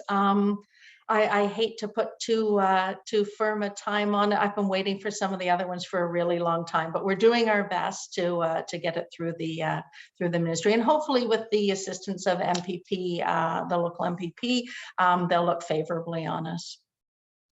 Thank you kindly. I see no other hands in the air, so I thank you, Lisa, for joining us this evening. Moving on. Durham Student Transportation Services, the delegation that we sent, and I am going to speak to that. On December the 8th, 22. No, I'm sorry, that was on December the 8th, 2021, a delegation from the Durham District School Board consisting of myself, Associate Director Wright, and Vice Chair Thatcher attended a meeting of the Durham Region Transit Executive Committee to request that DRT work collaboratively with us and DSTS to provide specialized services for students eligible for transportation as an alternative to running school buses wherever possible. We also requested that the cost per student per month that would be charged to school boards would be between $36.15 per month, which is the same as a UPass fare, and $53.50 per month, which is the cost of a Y10 pass. As part of the presentation, information on the benefits of a partnership between DSTS and the Region Transit was provided, as well as details on the many positive impacts of public transit use. Our presentation was well received by Durham Region Transit Executive Committee and staff, and they answered questions that were put forward. We're now looking forward to an opportunity to discuss a more formal partnership that will be mutually beneficial not only to DSTS and DRT, but to DDSB students and families. Given the complexity of providing different transit options of this nature, any further actions would be long-term in nature, and we look forward to updating the community with additional updates as they become available to us. And Associate Director Wright was in attendance at that meeting. So David, if you have any comments that you would like to add, feel free. Thanks very much, Madam Chair. Just to reiterate, I do think that there's a lot of desire on everyone's behalf to come to a partnership that's mutually beneficial. It may take some time to get there, but certainly we're all committed to working towards that same goal. So as you mentioned, we'll keep the community informed. Thanks very much. Yeah. So it may be a slow path forward, but we are moving in the right direction. Question, Trustee Stone. Thank you. And what seems to be the hesitation?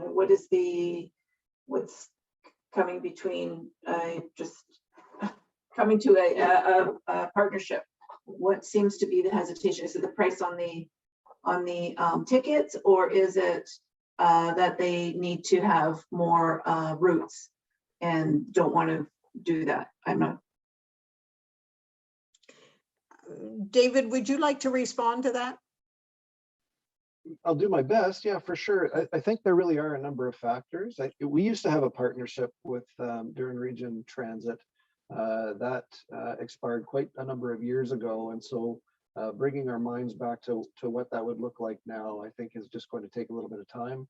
I think DRT does have limited resources. I think that certainly the cost of the pass is an issue. Cost of the pass itself is an issue, and our ability to work through what it would look like is going to take a little time. So we would like some specialized service with consideration for students, because that hasn't existed in some time. I think we need to work through the details of what that might look like.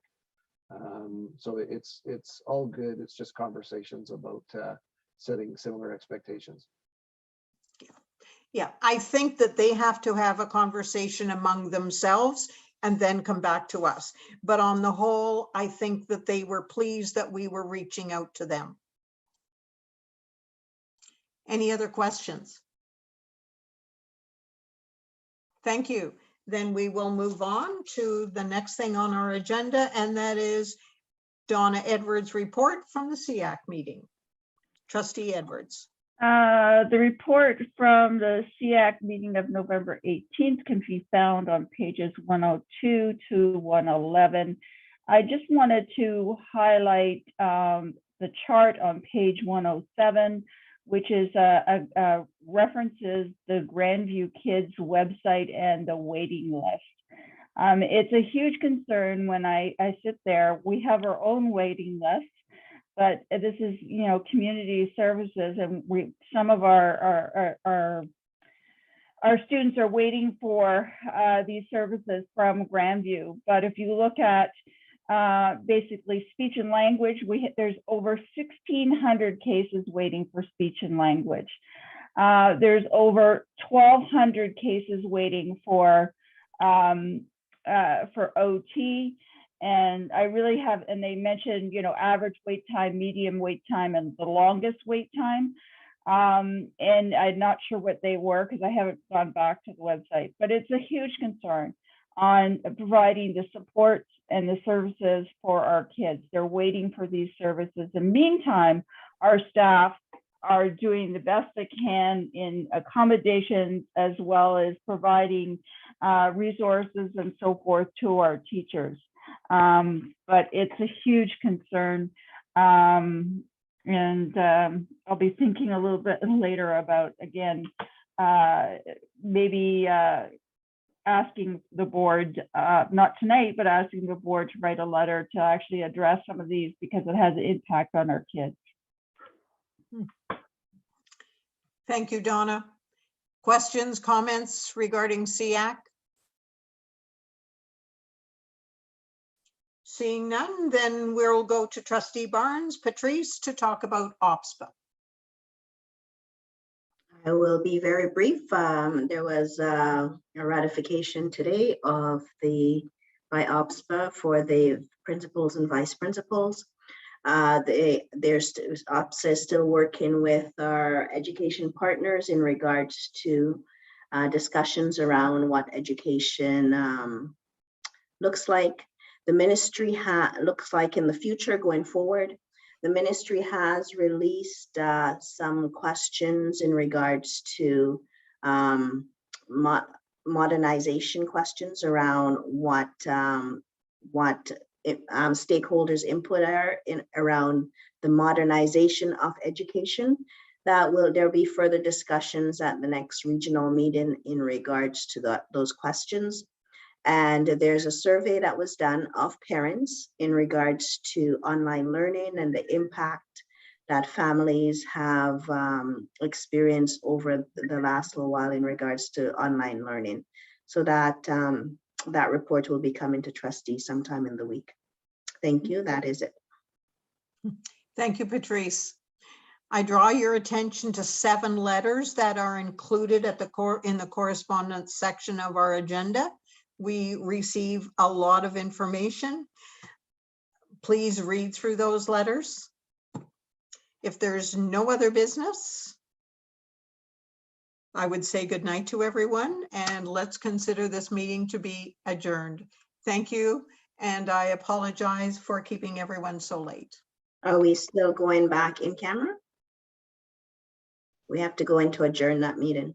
We do have, that was a suspended meeting. We do have to go back into that meeting, even though Paul is not here. So I will adjourn this meeting and we will reconvene.